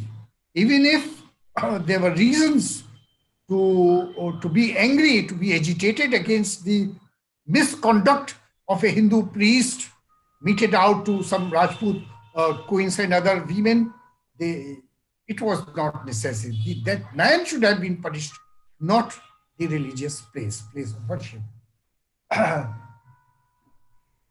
One thing, last point, is regarding conversion. In the morning also some such discussion took place. And I told that the Muslim rulers didn't impose Islam on people, on their subjects. In some instances, yes, some parts of population embraced Islam, especially people from lower caste, they embraced Islam in order to increase their social status, but which man like Bernie didn't like, because what Bernie says that the faithfulness of neo-Muslims cannot be trusted. I used to tell my students that Khane Jahan Telangana, a Telangani Hindu who converted, who embraced Islam and became a high officer under the Tughlaq. He built many mosques in Delhi. They are still there. Khirki Masjid and Kali Masjid, etc., etc. And why? Because I used to argue that he wanted to highlight his loyalty to Islam, that he is an obedient Muslim. So he tried to achieve that by building many mosques. In that period, we don't find any other nobles building mosque in Delhi. Sufis. I read once, I was reviewing state textbooks, school textbooks, and in one of the book I found one sentence that Muslims, that Sufis were meaty churi. वो मीठी छुरी थे. So I was very much shocked to read it. However, Sufis were not. Professor Jamaluddin Sahab, we are. या बस इसी point पर खत्म करता हूँ. Sufis were not there for proselytization, but people were coming to them.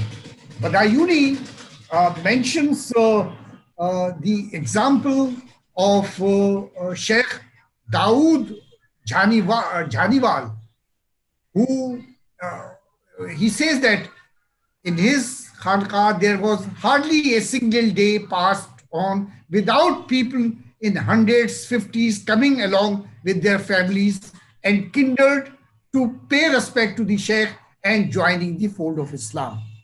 This evidence I got, and he is in the time of Akbar, and Akbar was also very respectful to this man. So Akbar didn't object to it, that why he's converting, because he was not inviting them to convert. They were going to him in order to convert because they saw him as a model of high Islamic morality. Thank you, sir. Thank you very much. So now the time for question answer.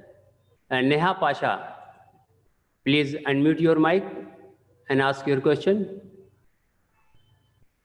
Neha Pasha.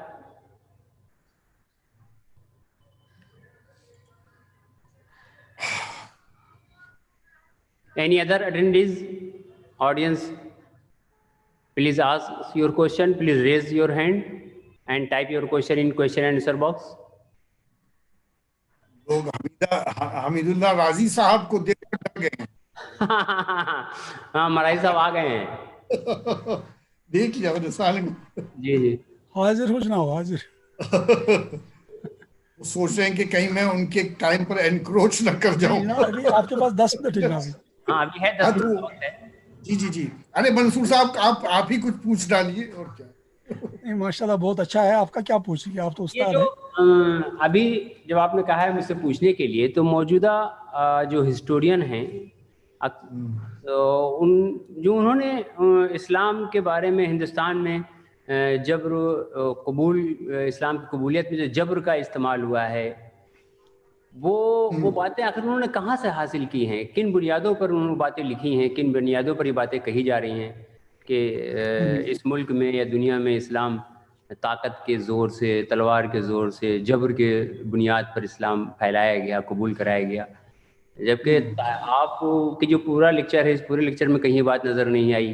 अभी उबैदुल्लाह फैज साहब की जो गुफ्तगू थी उसमें भी कहीं ये बात नज़र नहीं आई थी. किन बुनियादों पर इन लोगों ने ये सवालात कायम किए हैं? मकसद तो ये था कि जो भी मुस्लिम फाकीन थे और वो निकलते थे और अपने फतह किया, उन्होंने लूट मार की और तोड़ा फोड़ा. जहां वो ताकत का सेंटर देखते थे, क्योंकि मंदिर जो थे सिर्फ प्लेसेस ऑफ वर्शिप नहीं थे, सिर्फ इबादत गाहें नहीं, बल्कि वो सियासत का भी मरकज थे, जहां से बादशाह अपनी सॉवरेनिटी के लिए अथॉरिटी हासिल करता था. लिहाजा वो मंदिर भी इस लपेट में आ जाते थे. लेकिन कन्वर्जन के लिए तो असल में बहुत मुश्किल है, वो एविडेंस तो बहुत ज़्यादा नहीं है. अलबत्ता ये बाज़ वक्त एक हमारे जो मिडिवल हिस्टोरियंस है उनकी रिटोरिक्स होती हैं, उस रिटोरिक के जोश में वो ये भी कह जाते हैं कि उन्होंने और इतने मुसलमान बना डाले. कोई फिगर्स नहीं, कुछ नहीं, कहाँ से आया कुछ नहीं.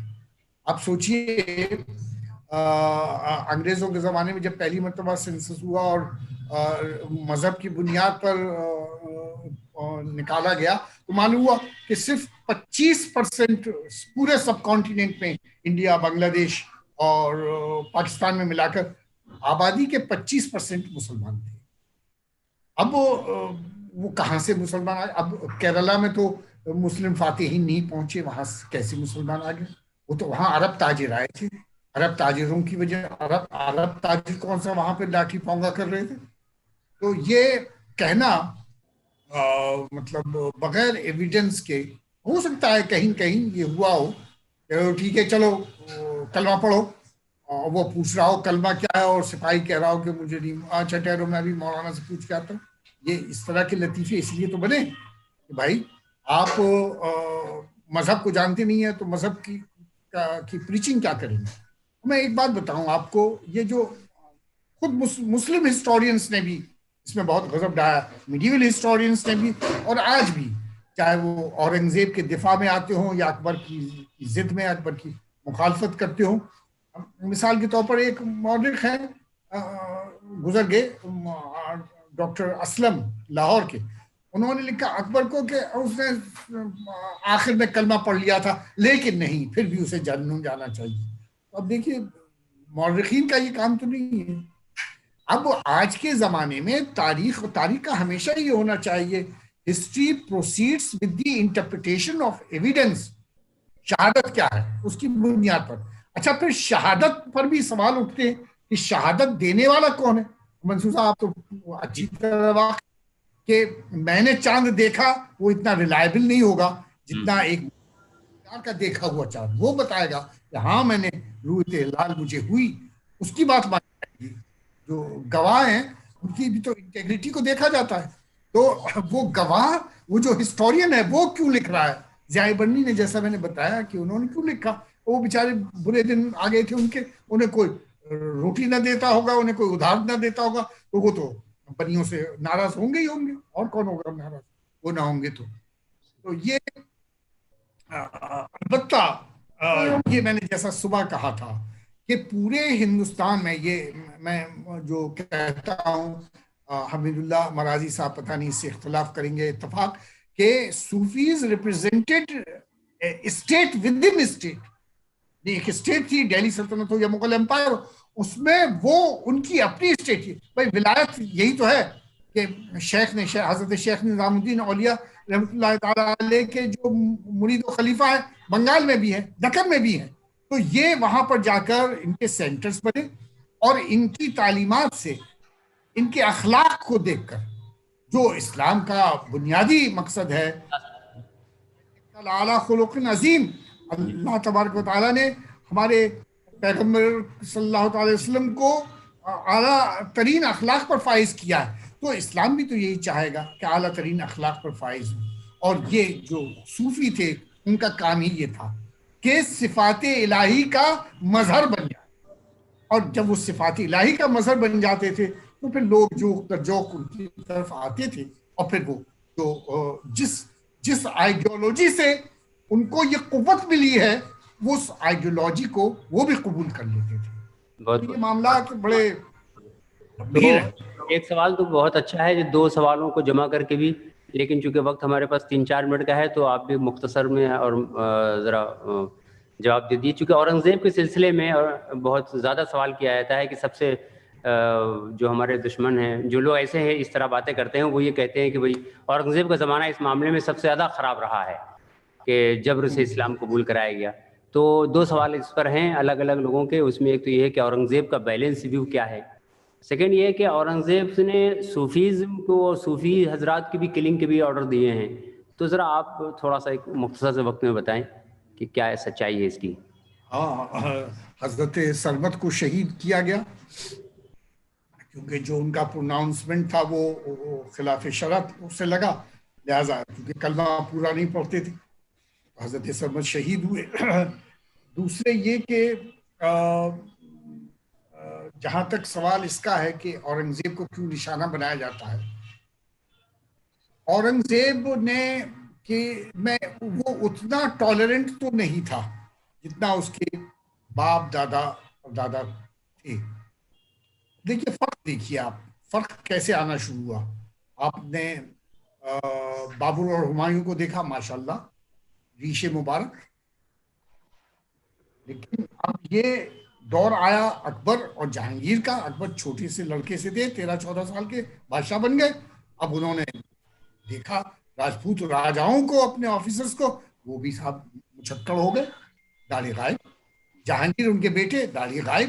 تو یہ دو جو تھے وہ ان کا خاص انہوں نے اپنے کو شرعی ماڈل بنا کر پیش نہیں کیا. شاہجہاں کے زمانے سے یہ تبدیلیاں دیکھیے آپ. شاہجہاں ماشاءاللہ بارش, اورنگزیب بارش, بہادر شاہ ظفر تک آپ جتنے بھی بادشاہوں کی تفصیل دیکھیں گے اسی سے اندازہ ہوگا سب بارش.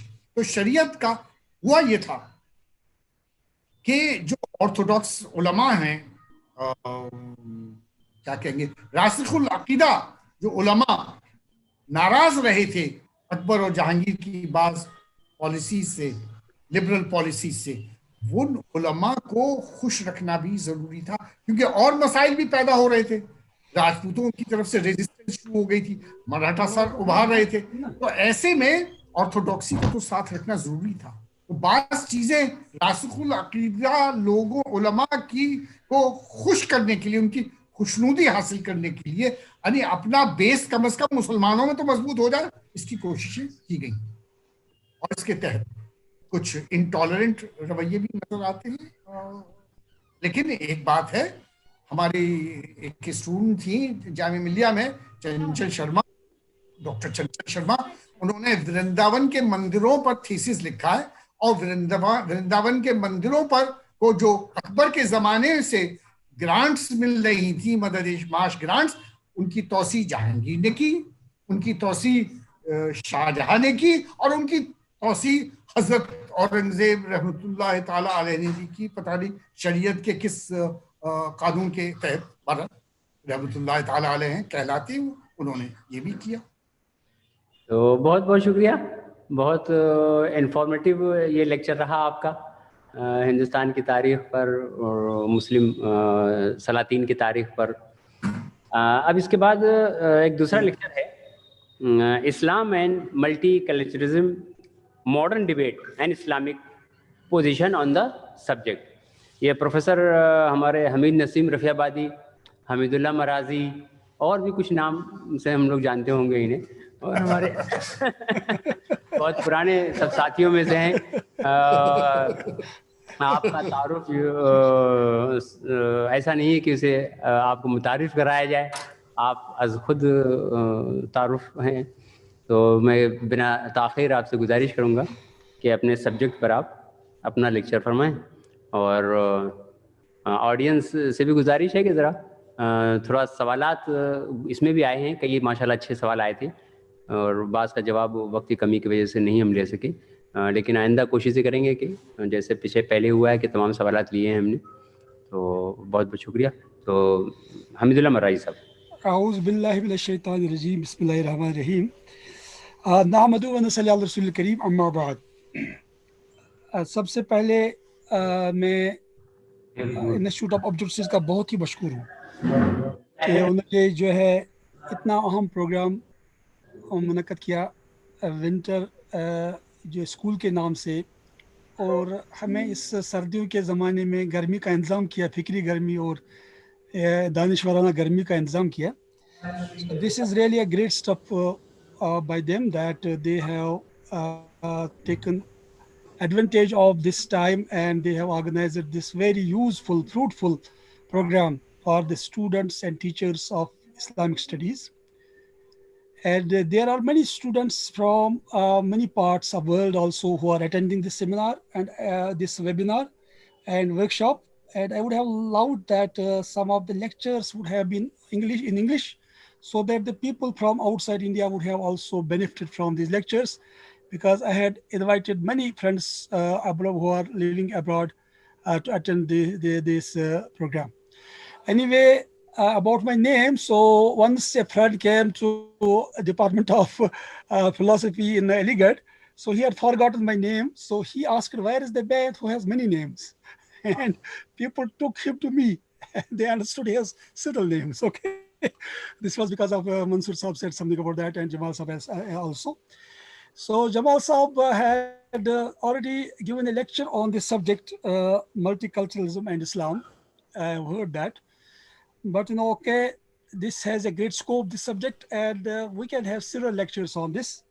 So what I will be doing, I'll be trying to give different definitions and explanations of multiculturalism in international scholarly and I should say academic circles which is going on the debate. And then I will try to say something about Islamic concept of multiculturalism. इसको हम उर्दू में तकसीरी समाज कहते हैं या नजरिए तकसीरियत. तो या मेरी आवाज आ रही है? अच्छा बहुत अच्छी आ रही. जी शुक्रिया. तो इसको हम तकसीरी समाज भी कहते हैं. तो it is a very interesting subject in that sense. Let me tell you that now in the West it has not got that much importance. Now people in the West are thinking in different manner. They don't think in the terms of multiculturalism now anymore. Now they are thinking to throw out their immigrants from their countries, and especially Muslims. And there is Islamophobic environment is just being created there. And you know how many such episodes have taken place in France. And even after the 9/11, what Muslims have faced there, they have faced the music. So the concept of multiculturalism or the notion of multiculturalism about 20 years back was different what it is today. But since it is very unfortunate that we people who are from the Orient, who are from the East, unless West talks about a subject, we'll never talk about that. So they have talked much about multiculturalism. They have talked about globalization. They have talked about fundamentalism once. Now they have talked about multiculturalism. We are also talking about that. But now they have stopped talking much about multiculturalism. But still we are repeating these debates because agenda for Islamic studies is also being set by the Western scholars, by the Orientalists. There was great debate on clash of civilization because the theory was propounded by Samuel Huntington. And now we have discussed, we had similar seminars and books have been written on the subject. So this is the problem with us. And I think that Institute of Objective Studies and International Institute of Islamic Thought, now they should take lead in setting agenda for Islamic studies. We should not wait for the West. They will start a debate and then after 10, 15 years, we will continue with the debate in our own circles. So this topic is not very much now in vogue in the Western universities. Now, clash of civilization had been in vogue for some time, but now there are other such type of theories are coming up. So with these words, let me just introduce the subject. First of all, let me tell you that there are various definitions of this subject of multiculturalism. The idea of multiculturalism in contemporary political discourse and political philosophy reflects a debate about how to understand and respond to the challenges associated with cultural diversity based on ethnical, national, and religious differences. The term multicultural is often used as a descriptive term to characterize the fact of diversity in a society, but in what follows, the focus is on multiculturalism as a normative idea in the context of Western liberal democratic societies. So they are not talking about multiculturalism in the context of Oriental societies, but they are talking basically about their own Western liberal democratic societies, and where is the scope for this type of phenomena known as multiculturalism. In sociology and in everyday usage, it is a synonym for ethnic pluralism, with the two terms often used interchangeably. For example, a cultural pluralism in which various ethnic groups collaborate and enter into a dialogue with one another without having to sacrifice their particular identities. It can describe a mixed ethnic community area where multiple cultural traditions exist. So now we can understand how they interpret this phenomenon of multiculturalism. Then there are other notions of this very important concept. While the term has come to encompass a variety of normative claims and goals, it is fair to say that proponents of multiculturalism find common grounds in rejecting the ideal of the melting pot in which members of minority groups are expected to assimilate into the dominant culture. So there is difference between melting pot and multiculturalism. So the community has not to get itself assimilated with other culture or with other society, but rather it has to maintain its identity, especially the minority groups. We find in Asia this trend has started taking place, and which is known as nowadays as Garwaps and other such type of things. You have to assimilate, you have to get back to your roots, whatever you may call it. But in the Western context of multiculturalism, it is against a melting pot, the concept or notion or ideal of melting pot, where the minority groups are expected to assimilate into the dominant culture.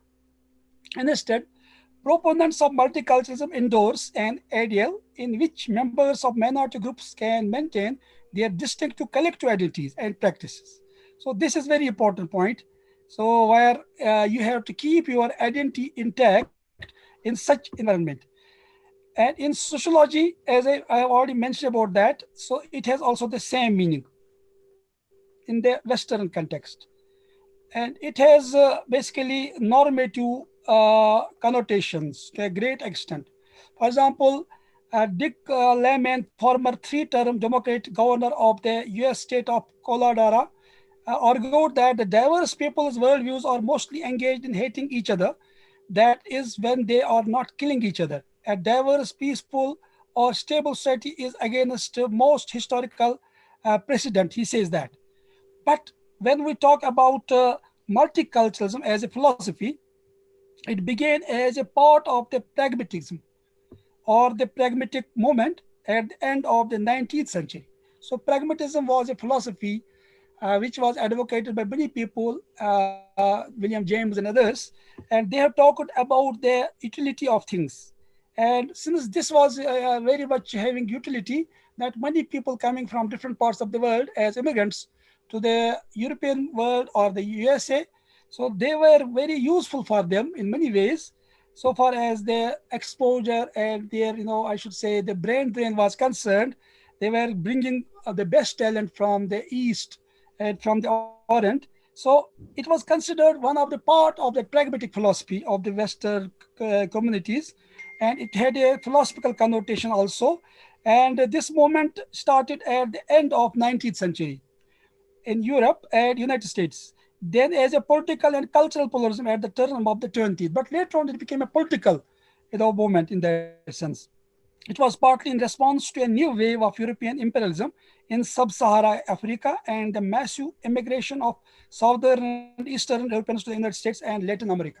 So people used to go there and they wanted to go to that part of the world.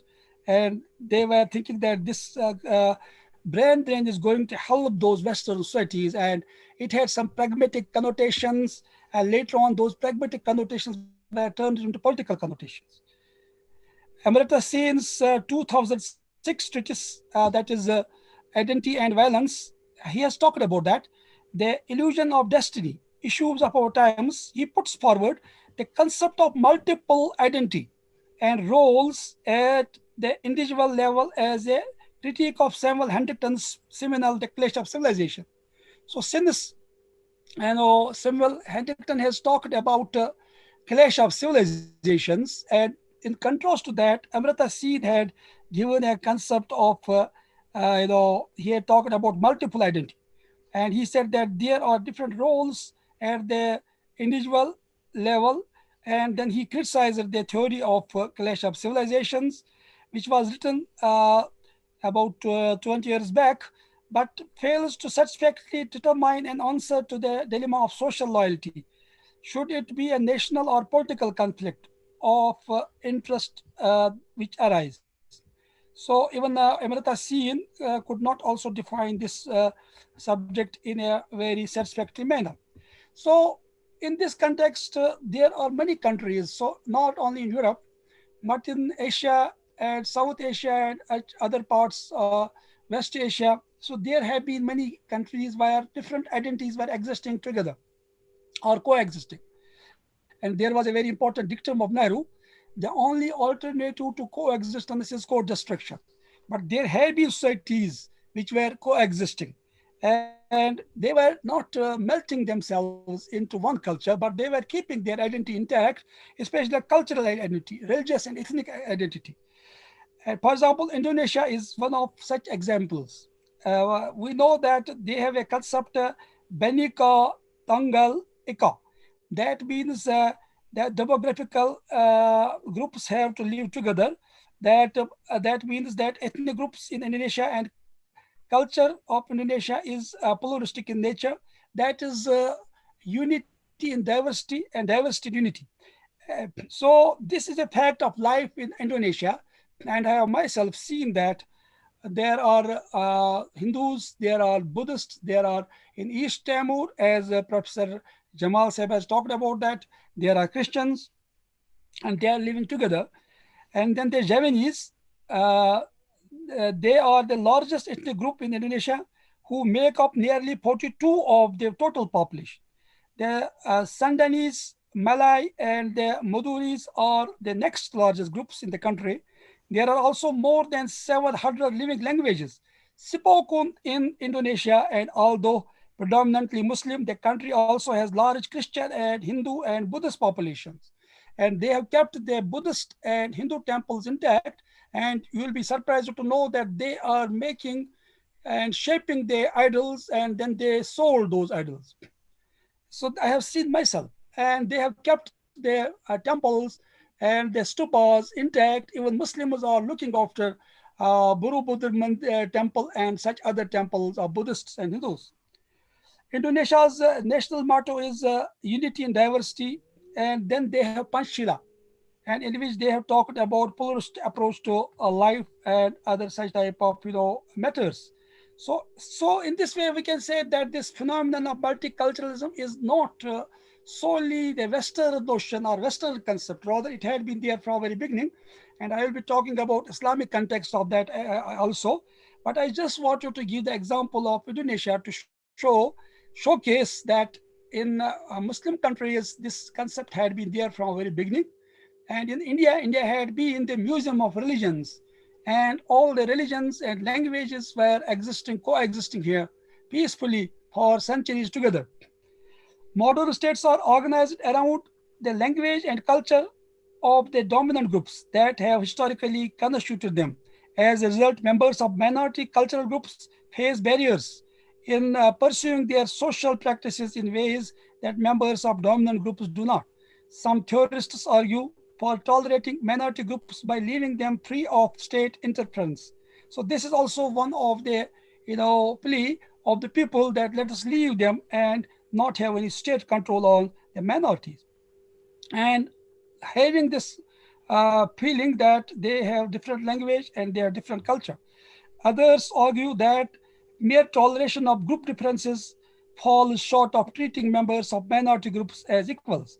What is required is recognition and positive accommodation of minority group practices through what they leading theorist of multiculturalism like Will Kaimlika has called group differentiating rights. So this is one of the views which is emerging in modern academic discourses about multiculturalism, that we should leave the minorities without interfering in their affairs. And then there are other notions of multiculturalism also. It has not remained very confined. It used to be once as a pragmatic philosophy, then political discourse. Now it has become more than that. So multiculturalism is part of a broader political movement for greater inclusion of marginalized groups, including African Americans, women, LGBTQ people, and people with disabilities. This broader political movement is reflected in the multiculturalism debates in the 1980s over whether and how to diversify school curriculum to recognize the achievements of historically marginalized groups. But the more specific focus of contemporary theories of multiculturalism is the recognition and inclusion of minority groups defined primarily in terms of ethnicity, nationality, and religion. The main concern of contemporary multiculturalists theorists is that how the immigrants who are ethnic and religious minorities, for example, Latin people in the USA, Muslims in Western Europe, minority nations like the Catalans and Welsh and others, and indigenous people like native peoples and indigenous groups in Canada, the USA, and Australia and New Zealand, how they will be treated by the governments which belong to different ethnicities than those groups. Multiculturalism in this way is closely associated with identity politics, the politics of difference and the politics of recognition, all of which share a commitment to revaluing disrespected identities and changing dominant patterns of representation and communication that marginalize certain groups. Multiculturalism involves not only claims of identity and culture, as some critics of multiculturalism suggest, it is also a matter of economic interest and political power. It includes demands for remedying economic and political disadvantages that people suffer as a result of their marginalized group identities. So you know how much important these identities has become. Now people are seeking votes on the basis of the ethnic groups which are living in USA and other parts. So you know the phenomenon about that. And Namaste Trump and such other type of events can remind us about this harsh reality of multiculturalism. And it has now become a influential, matter even in the political matters of a country, and in the case of elections, it determines these courses as well to a great extent. Multiculturalists take for granted that it is a culture and cultural groups that ought to be recognized and accommodated. Cultural groups and culture. Yet multicultural claims include a wide range of claims involving religion, language, ethnicity, nationality, and race. Culture is contested, open-ended concept, and all of these categories have been subsumed by or equating with the concept of culture. So now these terms are also being defined in this context, in the Western context. And ontologically, holistic view of collective identities and cultures underlie Taylor's argument for a politics of recognition. Drawing on Rousseau, Harder, and Hegel, among others, Taylor argues that we do not become full human agents and define our identity in isolation from others. Rather, we define our identity always in dialogue, with sometimes in struggle against the things our significant others want to see in us. So this was some philosophical connotations of this notion of multiculturalism, starting from these people and going even to people like Hegel and Herder and Rousseau, who had talked about these matters. A second justification for multiculturalism comes from which liberalism, but a liberalism that has been revised through critical engagement with the communitarian critique of liberalism. So because of liberalism also, this justification has been given for multicultural societies and multicultural, phenomenon in the Western context. In addition to state support of certain culture over others, state laws may place constraints on some cultural groups over others. Consider the case of dress code regulations in public schools or the workplace. Now you can understand what is happening in the West, what has happened in the France, and how Muslim girls were not allowed to go to school with scarf. And now these things are coming. And the other matters also are very important in this respect. In addition, as I said that, states, they have also been trying to curb some of the freedoms of other ethnic and cultural groups. And other theorists, they are sympathetic to multiculturalism, look beyond liberalism and republicanism, emphasizing instead the importance of grappling with historical injustice and listening to minority groups themselves. Other reasons also for justification of multiculturalism, because of the injustices meted out to minority groups. So now they need to be given some accommodation and space. This is especially true of theorists writing from a post-colonial perspective. For example, in contemporary discussions of Aboriginal sovereignty, rather than making claims based on premises about the value of native cultures and their connection to individual members' sense of self-worth, as liberal multiculturalists have. The focus is on reckoning with history. Such proponents of indigenous sovereignty emphasize the importance of understanding indigenous claims against the historical background of the denial of equal sovereign status of indigenous groups, their disposition of their lands, and the destruction of their cultural practices. So this theory is also being propounded by many theorists of multiculturalism. Theorists adopting a post-colonial perspective go beyond liberal multiculturalism toward the goal of developing models of constitutional and political dialogue that recognize culturally distinct ways of speaking and acting. Multicultural societies consist of diverse religions and moral outlooks. And if liberal societies are to take such diversity seriously, they must recognize that liberalism is just one of many substantial outlooks based on a specific view of man and society. So it is not based on religion, it is based on liberalism in the Western context. Liberalism is not free of culture, but expresses a distinctive culture of its own. This is also a very important point. Another set of arguments for multiculturalism rests on the value of freedom. Some theorists such as Philip Petty, 1997, and Quentin Skinner have developed the idea of freedom from domination by drawing on their civic republican traditions. Building on this line of argument to argue for recognition, Frank Lunt maintains that domination presents a serious obstacle to human flourishing, in contrast to the conception of freedom as non-interference dominant in liberal theory. Freedom as non-domination, drawn from the civic republic tradition, focuses on a person's capacity of interfere on an arbitrary basis in certain choices that the other is in position to make. So this also is a view that we have not to dominate, or we have to just respect the freedom of the groups who have been marginalized. Now, critique of multiculturalism is also there. So since this phenomenon and the theory has come from the West, we need to understand it in the Western context, not in our own context. Where what we are doing, we are sometimes just bringing the Western notions and try to fit them in Islamic context.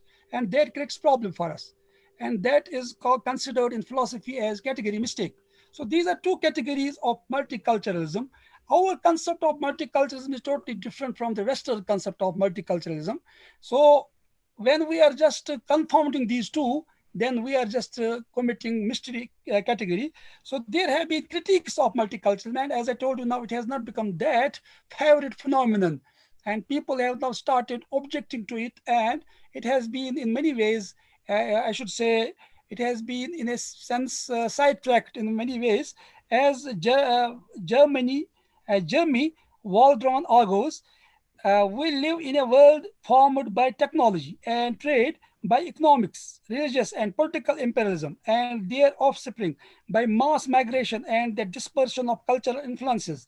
In this context, immerse oneself in their traditional practices, or say an aboriginal culture, might be a fascinating anthropological experiment, but it involves an artificial dislocation from what actually is going on in the world. So this is a point which they have just raised, that we can't now accept this as something. Well, we have trade relations, we have economic relations, we have religious phenomenon.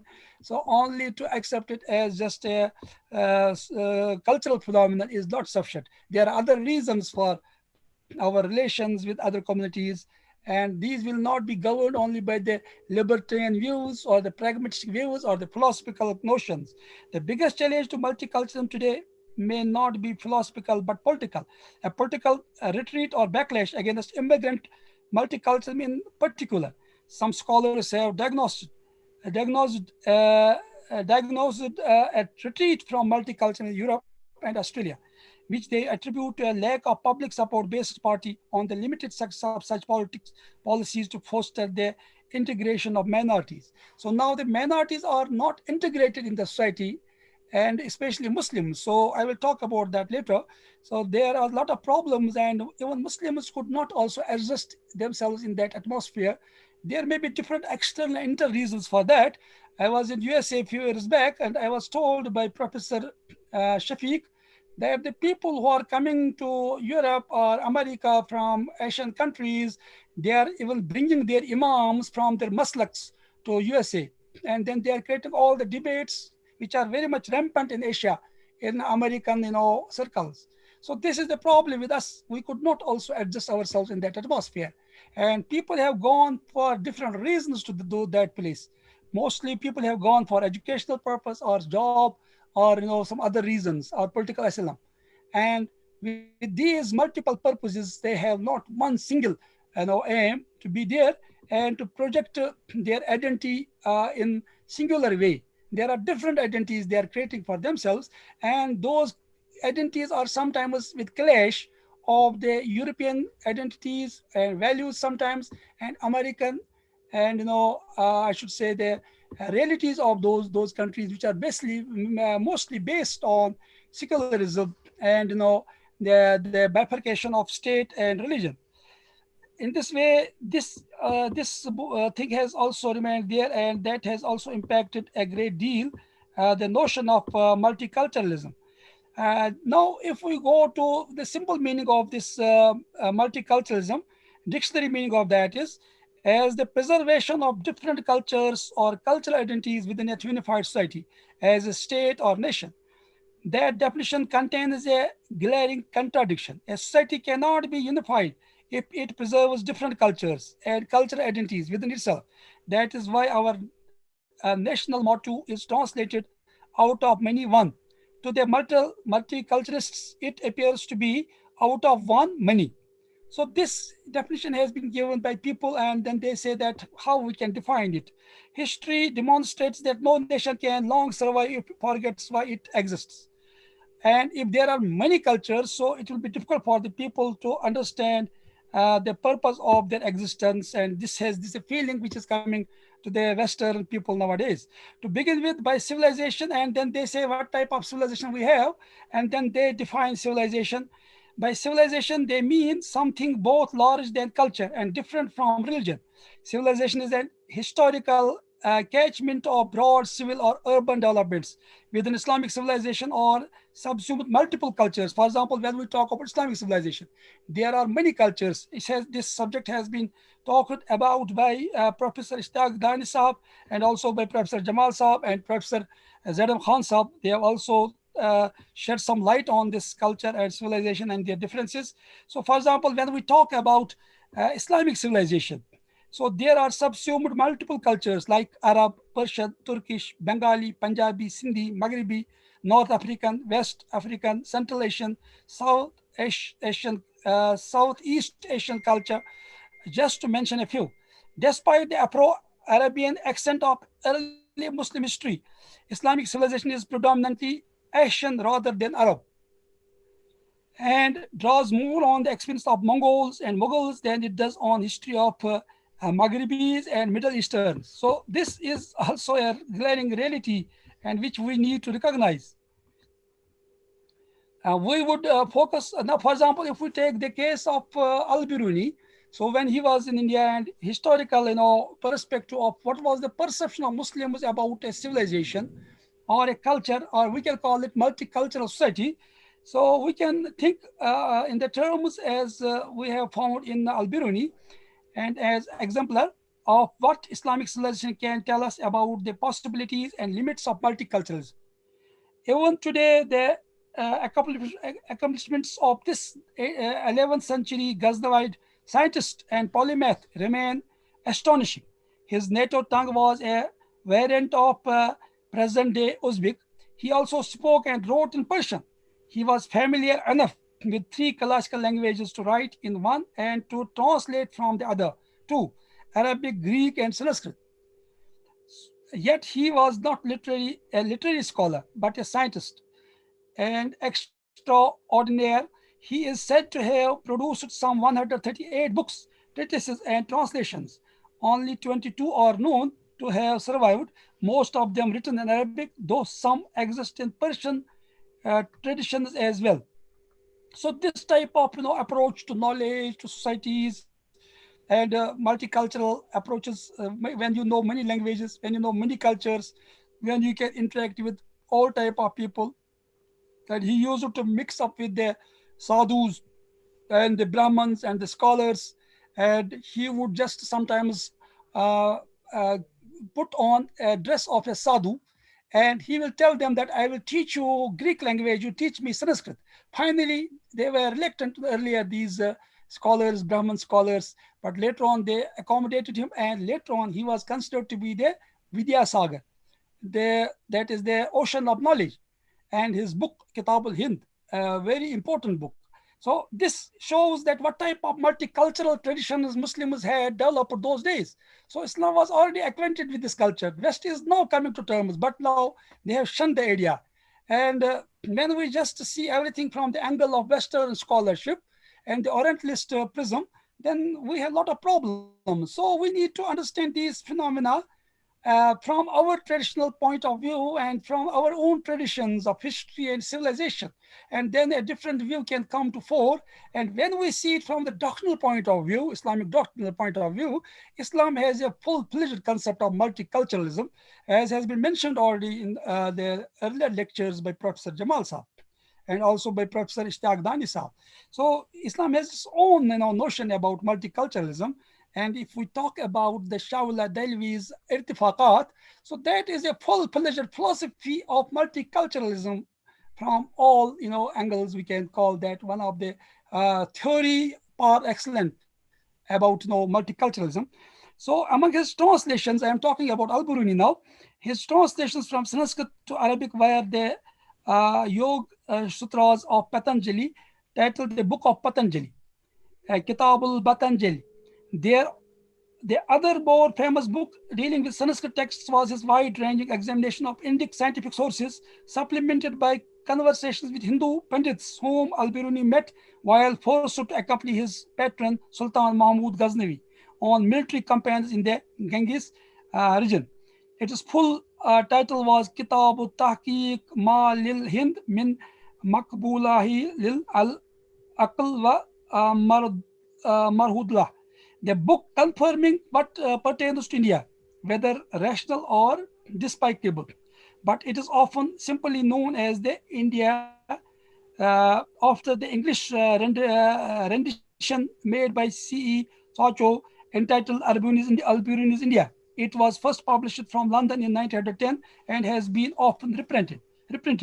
So you can understand that what type of picture of culture we find in Al-Biruni's book and his life, and how he has just interacted with these people. And that type of prototype of multiculturalism was created by Islamic civilization in its, I should say, if not those golden days, but these days were better days than they had later on. And so he had just presented such type of a very, I should say, holistic and very, very universal approach to multicultural problems and issues. And even languages, he was not disliking to learn the languages of other communities, even their religions. So this scholarly element of multiculturalism had been very much present among Muslims, and it was very present when they just translated the books of the Greeks into Arabic. And then there were debates in the courts of the Abbasids, and people from all religions used to debate with Muslims, and they could write their own religion as the true forum of divine revelation, and Muslims could just then combat and discuss and debate with them. And there was a complete freedom. And this freedom of expression and freedom of conscience is one of the very important elements of multiculturalism, whether Eastern or Islamic or Western. There is a significant overlap of categories, just as there is a continuum of the methodological perspectives between Kitab al-Patanjali and Biruni's magnum opus, that's India. So this was something about Al-Biruni.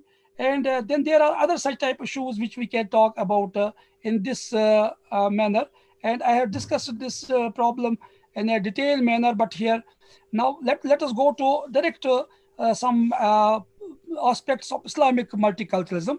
Islam as an identifiable institutional tradition may not last indefinitely, and the same may be said for Christianity and Judaism. But Persian poetry will not die so soon as the discussions of fiqh or kalam. So Islam has remained, and some of the Western scholars have talked about this, that although we don't have that type of culture now, but its language and its poetry and its literature has still remained. For example, I can say that the literature which is found in Persian and Arabic, that is just influencing West. And as Frank Fuller has said, that the best seller in USA is nowadays Masnavi of Mulna Rumi. And because that has this multicultural and appeal, this poetry has multicultural appeal, while the traditions of the Indic religions as well as the Semitic religions are somewhere subsuming, or these are somewhere meeting, and a holistic view about the divine revelation is being presented in a very mystical and a very sober way by Mulna Rumi, and which appeals to the conscience of the people, whether Eastern or Western. Since then, the crisis of cultural diversity has been adduced with the reference to the depressing series of increasingly historical uh, hysteria against Muslims. Now we have a lot of problems in West, and Muslims are facing those things. But if we just want to bring Islamic perspective on multiculturalism, then we can just remove many misconceptions, because basically the Western concept of multiculturalism was based on secularism, and while they were not giving more importance to religion, while as the Muslims who have gone there, they had some religious orientations as well, and that has created problem for Muslims also, how to accommodate themselves in that type of environment. And now let me tell you something about Islamic concept or notion of multiculturalism. So first of all, the Quranic verses are very clear about this. So Allah says, Ya ayyuhan nas taqu rabbakum alladhi khalaqakum min nafsin wahid. O people of the world, you fear Allah, who has created you from one soul, and from him the men and women were just created, and then they were made in good number. And then Quran says, وَمِنْ آيَاتِهِ خَلْقُ السَّمَاوَاتِ وَالْأَرْضِ وَاخْتِلَافِ أَلْسِنَتِكُمْ وَأَلْوَانِكُمْ إِنَّ فِي ذَلِكَ لَآيَاتٍ لِلْعَالِمِينَ. Verily, in the signs of Allah is the creation of heavens and earth, and the difference of your languages and your colors. وَلَوْ شَاءَ اللَّهُ لَجَعَلَكُمْ أُمَّةً وَاحِدَةً. Had Allah willed, He would have made you one community. وَلَكِنْ يُضِلُّ مَن يَشَاءُ. But He just misguides a person whom He wants, and He guides a person whom He wants. He did not want that people should become one community, and that is the melting pot. They should just melt themselves into one community and get assimilated. And then Quran says, لِكُلِّ جَعَلْنَا مِنْكُمْ شِرْعَةً وَمِنْهَاجًا وَلَوْ شَاءَ اللَّهُ لَجَعَلَكُمْ أُمَّةً وَاحِدَةً وَلَكِنْ لِيَبْلُوَكُمْ فِيمَا آتَاكُمْ فَاسْتَبِقُوا الْخَيْرَاتِ. Had Allah liked it, He would have made you one community, but He wants to guide people whom He wants, and He wants to misguide people whom He wants. And He will tell you, and He will ask you what you are doing. And then Allah has made for each and every one a way of life and method. Had Allah liked it, He would have made you one community, but He wants you to test you in that which He has given to you. And then Quran says categorically, Ya ayyuhan nas inna khalaqnakum min dhakarin wa unsa wa ja'alnakum shu'uban wa qaba'ila lita'arafu inna akramakum indallahi atqakum. O people of the world, we have created you from one man, pair of one man and woman, and we have made you clans and tribes so that you may know each other. But best amongst you is a person who is more fearful to Allah. So then we know that Prophet ﷺ in Medina, as has been already discussed, had entered into agreement with the Jews of Medina, and even when the Jews, they just made some they made mistakes, and then they just at many times they broke this misak, but still Prophet ﷺ tolerated them, and he gave them a deed or a decree in which it was said that you will be free and you will not be touched, and your body, you will be having no full freedom. So what was written there? أما بعد فقد نزل على رسلكم راجين إلى قريتكم فإذا جاءكم كتابي هذا فإنكم آمنون لكم ذمة الله وذمة رسوله. So after you are coming back to your own places, now you will be having the protection from Allah and from the Prophet ﷺ. So you should just follow that. And then many things have been mentioned about that. And in this way, we have been told in Quran that we have to be always good to the people if they are our relatives, and if they may not be even believers, but we have to be good to our parents. They may be non-Muslims even. And then there are many ahadith of the Prophet Sallallahu Alaihi Wasallam, and where we have been told that man kana yu'minu billahi wal yawmil akhir fala yuzi jara. A person who is believing in Allah and the life hereafter, he should never harm his neighbor. And it has been not said who your neighbor is, and he may be non-Muslim or Muslim. So it means that in the Islamic society, the neighbors have to be protected, and their rights are to be also taken care of. So Abu Zari Ghafari says that Prophet Sallallahu told me that when you are making any dish, or you are making any type of any type of food item you are preparing, you should add some more water to that, so that you may send some part of it to your neighbors. So these are the manners which Prophet has shown to Muslims, how they can just live in a society where there is not only one community, there may be many people, and whosoever they are, you have to just take care of them. And this hadith has been narrated by Muslim. And then there is Abdullah bin Umar. He just had once there was a goat which was slaughtered, and then he asked his family members whether you have sent portion of it to your enemy, to your neighbor who is a non-Muslim Jew. And then he said that I have heard from Prophet Sallallahu that Jibril has insisted me about the rights of neighbor, that I thought that he will become the sharer of my inheritance. And in this way, scholars have said that whosoever is your neighbor, you have to take care of them, and he may be a non-Muslim. And Quran says that you can take the food of the people of the book, and you have to, and you can go to meet a non-Muslim when he is sick, and just take care of him. And ulama have even said that Ata bin Rabah says, if there is some relationship between a Muslim and a non-Muslim, then Muslim can even participate in the funeral rites of such type of a neighbor. And in the same way, we find that in the books of Hanafites. Professor Hamidullah, I am just within 3 minutes I am completing.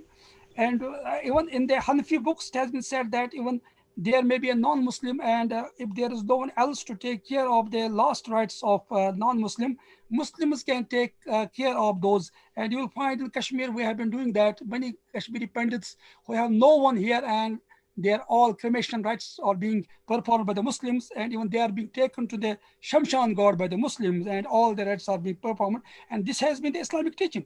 And then there are many other such type of instructions, and even about Darul Kufur and Darul Harab and Darul Islam and Darul Aman and Darul Mahida. I have discussed that, and that will be in my under lecture, which I will be having on 9th.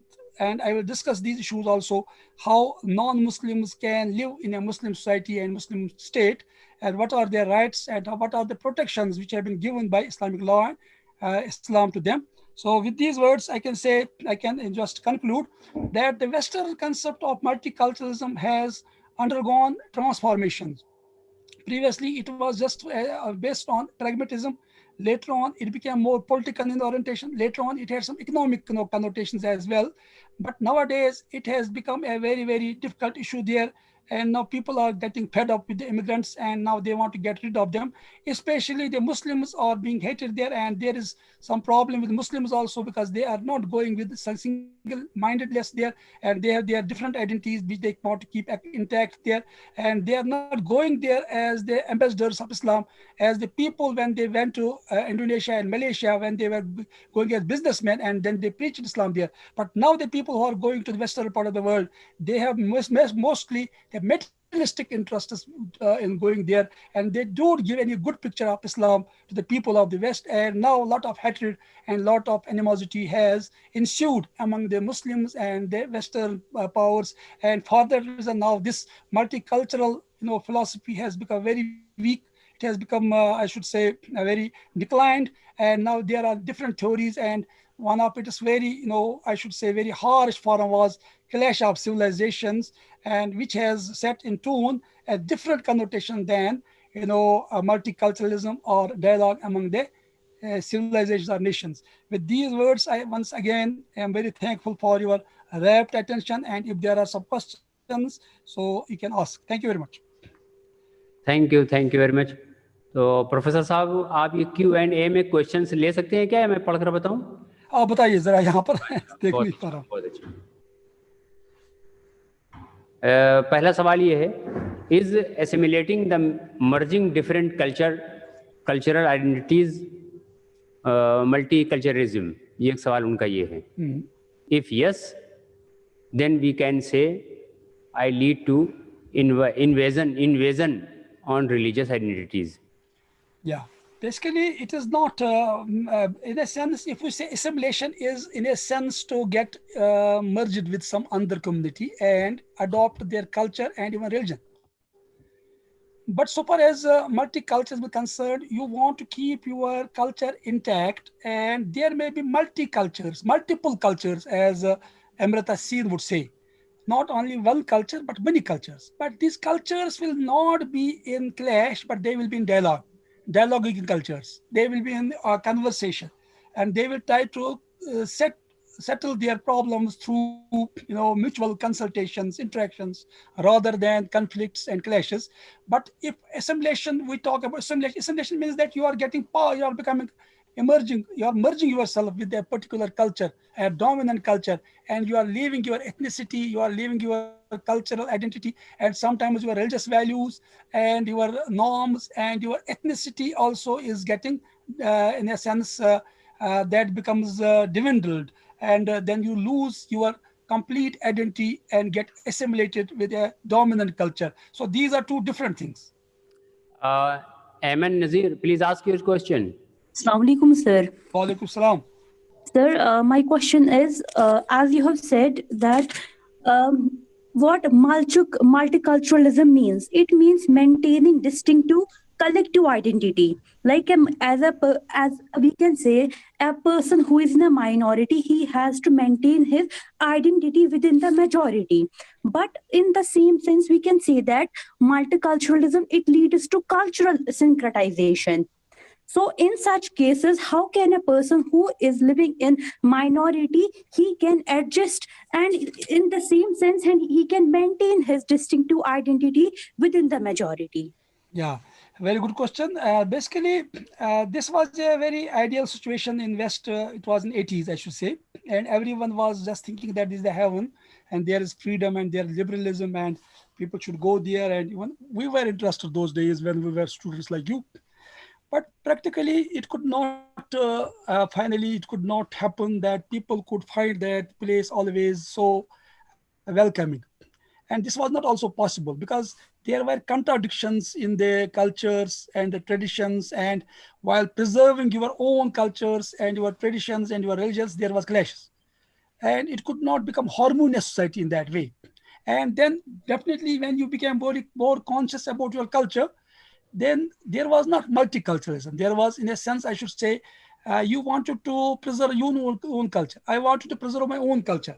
And then there was clash of cultures, and which was later on, mentioned by Samuel Huntington as clash of civilizations.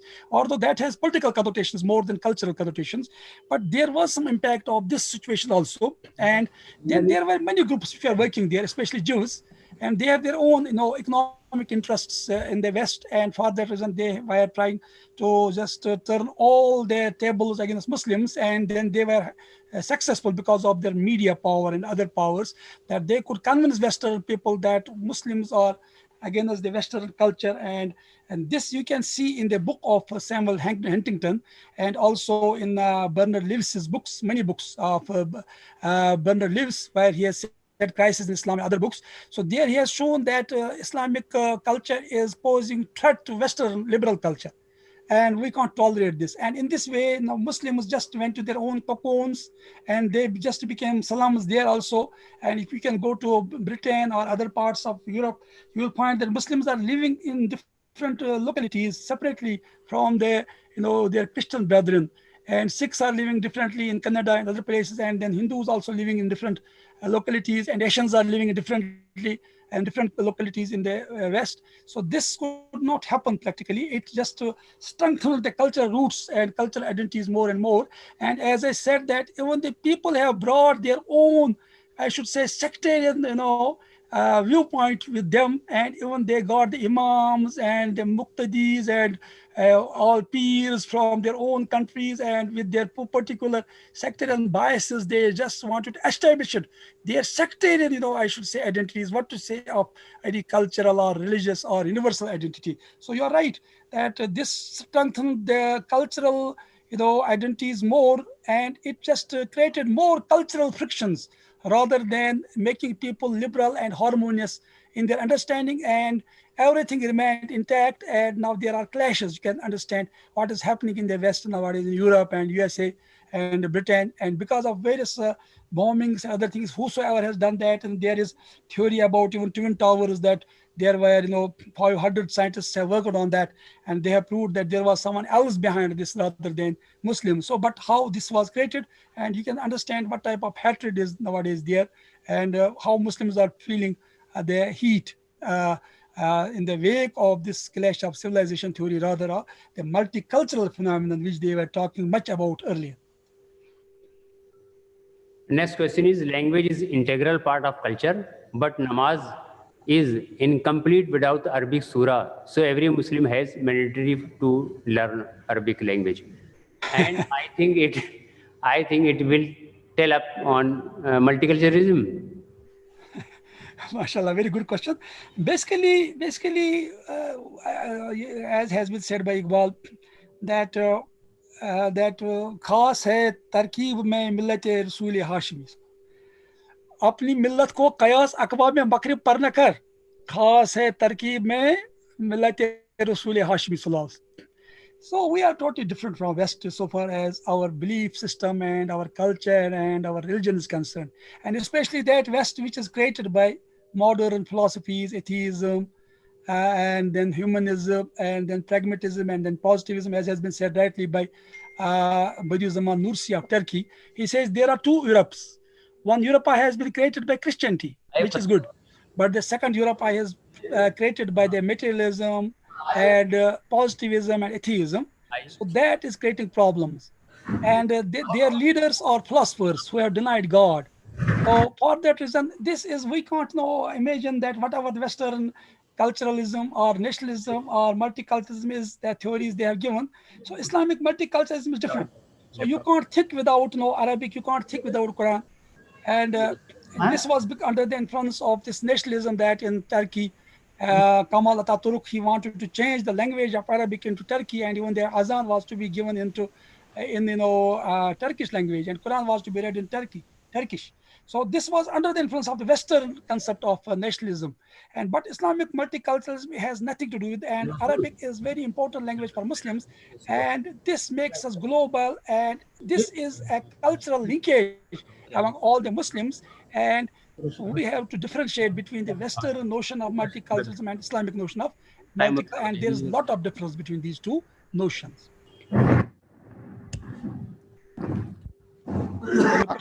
Yes, thank you very much. Yeah. Another question is from Dr. Nazirul Islam Bhatt, and his question is, what is Islam's stand on the religious festival of non-Muslims? And another question is, what about the holiday calendar of non-Muslims in an Islamic state? Yeah, basically, Islam, if there is an Islamic state, non-Muslims will be given protection. Their religion will be protected, their language will be protected, and even their temples and their religious places will be protected. And Zimma, because Muslims have this responsibility, they have to give guarantee, as I mentioned about the Prophet's dictum up to the Jews. So they have to be protected. And according to Abu Yusuf, in his Kitab al-Kharaj, he says, if a Muslim is breaking a bottle of wine of a non-Muslim, he has to pay the ransom. Although wine is haram in Islam, but for a non-Muslim, it may be not haram. For you, it is haram. Although it is for the haram also for them, but no, they don't consider so. So in this way, all these rights will be protected. Even whatever is their calendar and whatever are their beliefs, so those will be protected. Although there will be interaction with about many matters with Muslims, but their calendar of the holidays will be also protected, and everything of them will be protected. This has been, and as has been said earlier by Professor Ishtaq Sahab or someone else, that if anyone violates any right of the non-Muslim or the Zimmi, so he is there is the warning against him from the Prophet Sallallahu Alaihi Wasallam, because Prophet Sallallahu Alaihi Wasallam has taken responsibility of all the protections which are to be guaranteed to the non-Muslims and Muslim society and a Muslim state, and it has been there. So in this way, these all rights will be protected, but Muslims are not bound to just participate in such festivals where there is possibility of any polytheistic practice or un-Islamic practice or unlawful thing, which, for example, wine and gambling and other things. So they are not bound to participate. But other things which are halal, which are good, so there is no problem even greeting them in those matters. As ulama have said, I have mentioned some of these points in Islamic State. And even in the society where Muslims are living with non-Muslims, they are not having the political power. They have to keep very good relations with their non-Muslim friends and their brothers and neighbors, and they have to just show their character and their practice. Through practice they have to influence people rather than intimidation or hating others, because Islam is based on love. And if any person is doing wrong with Muslim, idfa billati hasan, so you have to just return that with something good. So then people will become influenced by the Islamic dawah and Islamic etiquette and Islamic mannerism. So then their all rights will be protected in Islamic society. Thank you very much. The next question is from Dr. Muhammad Umair Yunus. And his question is, as the new era of globalization unfolded in the 1990s, there were a lot of debates came into existence about the new world order. As Francis Fukuyama said in his End of History, that end of the Cold War had left the liberal idea, that is liberal democracy and market capitalism, as humankind's universal project. So Fukuyama could only see the threat and resistance to his liberal idea notably in the form of Islam. He also accepts that Islam has indeed defeated liberal idea in many parts of Islamic world. So the question is that what is your opinion on this, whether Islam will overcome and dominate over the new world order? Basically, I feel that I sometimes say it, Islam has a very good case, but our advocate is very weak. West has very weak case, but their advocate is very good. So the problem is, who will speak on behalf of Islam? Now, alhamdulillah, now there are good number of Orientalists, they have become Muslims, alhamdulillah, and now they are speaking on our behalf. Be it Murad Hafman, and it was once Maryam Jamila, and then there were some other good scholars, Bilal Philip. But Muslims themselves are not able to project their actual viewpoint before the world. In most cases, we are polemical in our approach when we are talking about West or East or anything else. And the reason is that we don't have that وَمَنْ أَحْسَنُ قَوْلًا مِمَّنْ دَعَا إِلَى اللَّهِ وَعَمِلَ صَالِحًا وَقَالَ إِنَّنِي مِنَ الْمُسْلِمِينَ. We don't have the best style of approaching or addressing the people and presenting our case before the world. So how many debates are being made about Islam and its nozbillah, its intolerance, and there are not Muslims who could just rebut and who could just combat such type of propaganda and go there and talk on the face of the people and tell them what's actual Islam. A lot of propaganda has been made against Islam, and no one is there among the Muslims to just reply or to respond to that in a very scholarly, academic, and cool manner. The problem is with our scholarship, and the reason for that is as dichotomy among the religious scholars and the modern scholars who have studied modern sciences, mundane sciences. And our ulama are not able to address the people who are adversaries of Islam and who are present propagating these theories, propounding these theories like clash of civilization or end of history and the last man, as such type of other theories which have been propounded by the Western scholars. So we need to engage in debate with these people rather than just trying to show our might and our force and reacting furiously against all their activities, because they don't know Islam. They have no knowledge of Islam. They have been always they have been fed with wrong propaganda against Islam. So what is the way of forward? That we need a band of scholars who are well versed with Islam and as well as modern ideologies and philosophies. And unless you know the Western philosophies better than Western people know, then we can't produce people like Iqbal and Dr. Ali Shariti. And nowadays we have only polemical writers and thinkers and all debaters, and they are not presenting good books and academic books. Now there is hope from International Institute of Islamic Thought, which is working on those lines to present Islam in a very scientific and academic and intellectual manner, and just bringing all the dimensions of Islam to fore and laying much emphasis on educational and empowering elements of Islamic civilization, rather than the controversial issues where many problems we are not able to address because of new developments. And this is the way forward, that we need to engage those Western scholars, and let us have debate even with these people who are challenging religion and who are challenging spirituality. And let us have arguments as Ghazali once had, as Mariam Jamila has said, this time needs a scholar like Ghazali and Ibn Taymiyyah to combat the challenges coming from the West. And we lack in intellectual, I should say, caliber, and we need to equip ourselves with intellectual, academic, philosophical, and scientific argumentation against our adversaries. And we have a very good case, alhamdulillah. But if we just prepare ourselves, empower ourselves with all these skills of debate, and Islam has mentioned about that, so that reason and rational arguments, if we provide, and you'll find that without our preaching Islam, many people are coming to Islam. If Muslims are able to preach Islam in its best way and with a scholarly argumentation, I hope that the best minds of the West will be attracted to Islam, because Islam has that wherewithal and that strength and that attraction, which is very rational and scientific and very, very balanced, as has been mentioned by Karen Armstrong, that Islam is based on social justice, and Christianity is based on the law, but Islam is more practical so far as the day-to-day affairs are concerned. Now people like Karen Armstrong and other Western scholars, they are realizing these facts Islam has, and then she laments that Muslims have just remained confined to polity, while as Christianity has remained confined to doctrine, education. And through education, they are making more and more inroads into Islamic societies. But Muslims have left the option of dawah and scholarship and the engagement in debates and dialogues with their adversaries, and they are more interested in polemical discussions rather than intellectual debates.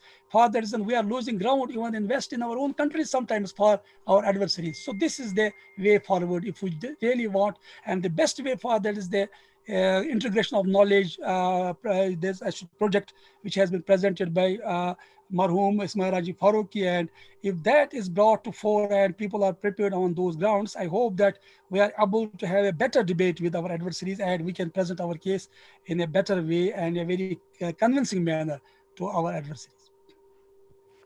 Thank you very much. There are many questions, but due to paucity of time, we will not be able to take up all of them. However, we still have some time. Yeah. And to utilize that, I will put forward some questions raised by the audience. One question is, what should be the response of Muslim to growing Islamophobic perception and reaction in different parts of the world? A few days back, there was a debate from Malaya University, and I was also invited in that. And there were some of the ministers of Malaysia, and especially Awqaf minister and some Turkish ministers also. Alhamdulillah, I presented my views, and that was published also, that how to engage Islamophobes. Basically, let us believe that Allah ma'ahdi qawmin innahum la ya'lamun. As Prophet Sallallahu, when he was returning back from Taif, and the people had harmed him, and he was bleeding at the time, and Hazrat Jibreel came to him that I will just crush these people with this mountain. But Prophet Sallallahu said, "Oh Allah, forgive my nation because they don't know." Let me say, I said this thing at that time also. Basically, the West does not know Islam. And as a student of Islamic studies, we know how much they have been fed with the propaganda against Islam from the medieval times against Prophet Sallallahu, and what theories they have propounded about Islam and against Islam and about Prophet Sallallahu. And even Sir Said had to go to London he had just sold all his belongings to reply the book of William Muir, that was Life of Muhammad, to reply his canards and his criticism of the Prophet Sallallahu. So in this way, basically, West does not know about Islam, so they are saying this. And there are some elements in the West who are influenced by the Zionist propaganda and the anti-Islamic propaganda. They are projecting Islam in a very wrong manner in all aspects. And we need to tell the West it was Islam which has given them this renaissance. Otherwise, they were reeling under the dark ages, as has been said by many scholars like William, Brepolt and Rom Lando and Thomas Arnold and Lewis and Sultan and so many other scholars of science and philosophy, that it was Islam which has given West what it has nowadays.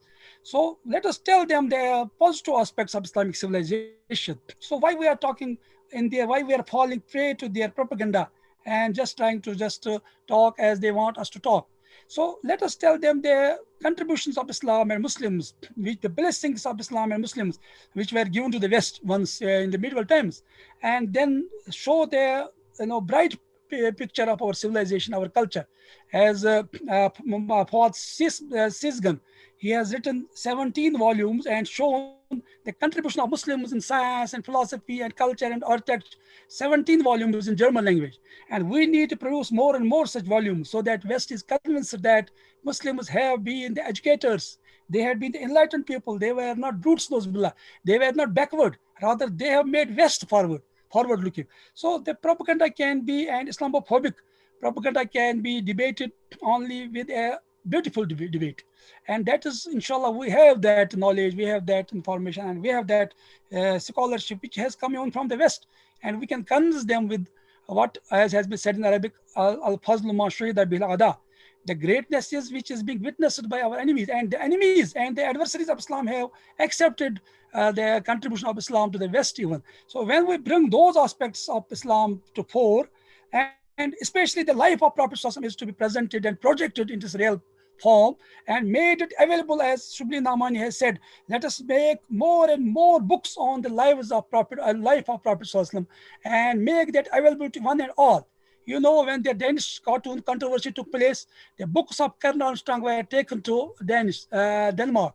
100 books, 200 books. So, but Muslim books, there was only one book, that Prophet of Revolution, which was sent there. So we should write such books so that the misconceptions and the misgivings and the distortions and the misinformation which has been given to the Western people, intelligentsia, that can be removed only by academic way and intellectual way, because West is more powerful than us so far as military is concerned. So we have to convince them with argument. And you should know, as has been said, al-Islam ya'lu wa la yula alayh. Islam will always be dominant in all aspects in its argument also and demonstration. And we need that demonstration of argument and tell them that what is the actual position of Islam and Prophet ﷺ. He is the benefactor of the humanity and West. And if West can get rid of its problems, corruption, and all the problems which the gambling and the drinking and the family destruction, the possibility is only from adopting the values of the Prophet ﷺ. As there are some scholars, they say that we can't find a guide like Ghazali. He says Montgomery Watt, West can't find a guide like Ghazali, sympathy guide like Ghazali in modern times. When they talk such about Muhammad, Hazrat Imam Ghazali, so when they will read Prophet ﷺ in the real sense, what will be their appreciation of this great man of the all times, as has been mentioned by Michael Hart, that he is the greatest person on secular and religious front. And we need to make such type of efforts so that the Islamophobic, the propaganda and the phenomenon gets vanished, inshallah, in the thick air. And inshallah, Islam will dawn behind that when we are making such type of efforts. Our intellectual scholars and especially our ulama, they get well versed with all the new techniques of argumentation and discussion and dialogue, I should say, and understand. Thank you very much. The time is running out. So we have 3 questions which seems to be interrelated regarding multiculturalism. So I will read them all together, and I will request Professor Hamid Nasim Rafiabadi to respond. If multicultural and or multi-religious aims and their studies circulating around is seemingly endeavor of existence and human welfare at large, then what is problem in promoting global governance? I mean, if every accommodative ideology talks of coexistence. Another question in this regard is multiculturalism and Islam has been existing through centuries, but Western multicultural concept has ruined the idea of peaceful living. Do you think that Muslim scholars need to devise a strategy to safeguard the Islamic way of multiculturalism? And the last question in this context is, multiculturalism leads us to interreligious dialogue, globalization, and modernism. As we see in multiculturalism, superior culture encounter inferior culture, and we are receiving Western culture and feel it good and discarding our own. Sir, how you look at it? Please. Very interesting questions. It needs a lot of debate, and inshallah, if there is possibility, sometimes I would just have a different lecture on the subject. But this time, I would just like to say this much: that basically, it is not possible to have one type of government worldwide. There was one Khilafah, and that was one government for all Muslims. But because of, as Iqbal has said, "Chah kar di Turki nadan ne khilafat ki kaba." Sadgi Muslim ki dekh, auron ki ayari bhi dekh. So that was a problem, that we could not keep this Khilafah intact. Then the nationalism came and the Khilafah was disintegrated. Although in 2023 there is some possibility, maybe something may happen. But that was only possible through Islamic Khilafah. And I do think so that this one government or the world government, as the Jews, the Zionists are dreaming, is possible at all, because they don't consider others as worth talking. They are just the chosen people. And this concept, racial superiority, feelings of racial superiority will never just allow such type of area even to flourish. What to say of it is getting implemented. So far as the inferiority complex among Muslims is concerned, that is because of we are lacking knowledge. And if we learn the philosophies of the West, as Iqbal said, that Musalman ko Musalman kar diya tufan Maghrib ne, tala tumhaya gardon se hai gauhar ki sehrabi. That if we understand the Western fallacies, as Dr. Ali Sharif has said, Marx made Western fallacies, then you will just become convinced that they are just, their philosophies have vanished. They have no value at all. As a student of philosophy of Bertrand Russell, Marx and Hegel and others, so what is there in their philosophy? Tell me. And where they lead us to? And then their scientists, where they are leading us to? They are leading us to the postmodern absurdity, where there is no grand narrative. There is end of history and the last man. So you can't have any culture, you can't have any civilization, even narratives of civilization. So everything has now become absurd, and this world is the theater of absurd. So now meaning can only come from religion, and that is the Islamic religion, because Islamic religion is intact. So this inferiority complex can vanish only when we know our enemy the best, or our adversaries the best. We need to master, as Ghazali's times, the Greek philosophy was reigning supreme and people were shunning their religion. And they were saying we don't need to offer prayer, because whatever is the purpose of prayer, we are getting that without prayers. As Ibn Sina would say, and Ghazali said, what type of man you are. Then Ghazali combated those philosophers under the influence of whose people were just shunning their religion.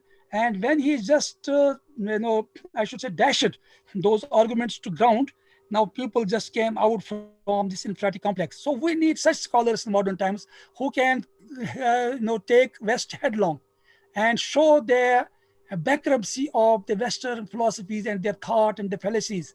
And then we will come out. Otherwise, you'll find that people like Ghamidi and others, they will deny the states of Hadith, because they want to see everything on the basis of reason. And reason is made criterion of everything.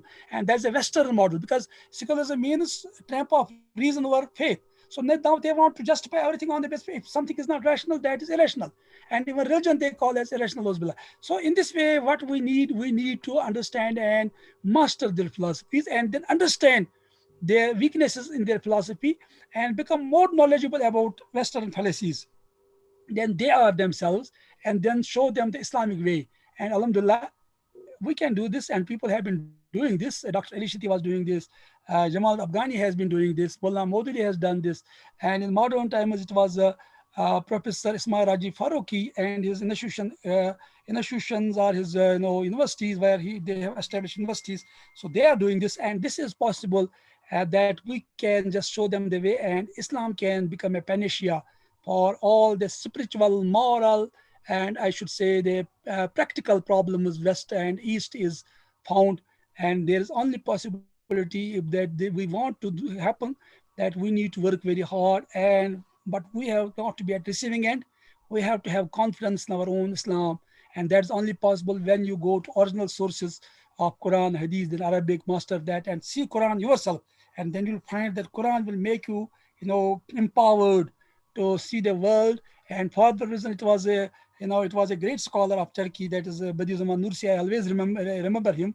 He said that we need to bring this Quran to the West, and we may make it such clear to the world that people will themselves feel it is impact on their lives, and Muslims themselves will also become they will come out from their awe or the Western, the superiority complex of the West and their inferiority complex. They'll come out from that, and then only they are able to project their Islam in the better way before the world and convince people, their own people and other people also. Because in these times, we are finding that many people of the West, they are coming to Islam because Islam has that wherewithal. But because of our weaknesses and our shortcomings, we are not able to present Islam before the world as the solution or the panacea of the problems. We are not able to project Islam as the panacea of our own problems, educational problems, malayas of the ummah. And when we just establish such type of good systems of education and academics and social institutes like Object Institute and intellectual institutions and research institutions like this, then only it is possible through education and through knowledge and through enlightenment, we are able to just understand our problems and the problems of other communities and not lose our identity, rather than establish and become more and more strengthen our own Islamic identity even while being in West. So I have found when I was in USA and other parts that Muslims, they are also doing very good work. And I have seen in the Disneyland, even Muslim women, they are coming with their burqa and they are coming with Islamic dress. And in such type of culture, they have tried to maintain their identity because they believe in their Islam. But here in our own parts of the world, there are many people who are becoming atheists, who are leaving their religion because they don't have any knowledge of Islam.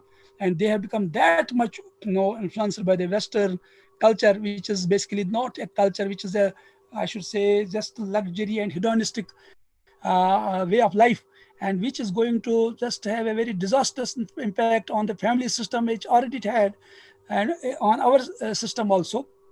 So this is because of their ignorance and because of their, I should say, their inferiority complex, that they are just shunning their identity and they are just trying to imitate West in blindly in all its aspects, good and bad. So with these words, I think that I am very thankful to Institute of Objective Studies and Dr. Manzoor Alam Saab. May Allah give him a long life, and also Professor Zadam Khan Saab and Professor Ishtaq Dani Saab and their colleagues, that they have organized this very, very important and very crucial workshop, and I should say this 5-day online winter school for the students and teachers of Islamic studies. With these words, I thank you all also for giving me a very patient hearing. Thank you very much. Thank you very much. Jazakallah khair. Thank you very much, Professor Hamid Naseem Rafiabadi Sahab, for delivering such a wonderful lecture, which generated a lot of discussion. I have to skip some of the questions because of the shortage of time, but I assure all of you that there are more lectures to come to be delivered by Professor Hamid Naseem Rafiabadi. So you can write down your questions if you have any, and in the next sessions when his lectures will be delivered, you can ask the question. Thank you very much. And with this, we have come to the conclusion of today's program. Tomorrow we will start at 10 in the morning, inshallah. And we have six lectures tomorrow. The first lecture will be Islam and Terrorism by Professor Mirza Asmar Beg. Second lecture will be Non-Muslims under the Muslim Empires, Umayyad of Spain, Abbasids and the Ottomans, Dr. Waris Mazhari. Third lecture will be Non-Muslims in the Arab Islamic world, Syria, Lebanon, and Egypt, to be delivered by Dr. Muhammad Arshad. 3 post-lunch session lectures will be Non-Muslims under the Muslim Empires, to be delivered by Professor Wasim Raja, Aligarh Muslim University. Development of Fiqh, Professor Fahim Akhtar Nadwi, Globalization and Islam, to be delivered by Professor Ishtiyaq Danish. Thank you very much, and we look forward to see you again tomorrow, inshallah. Thank you very much. Thank you very much.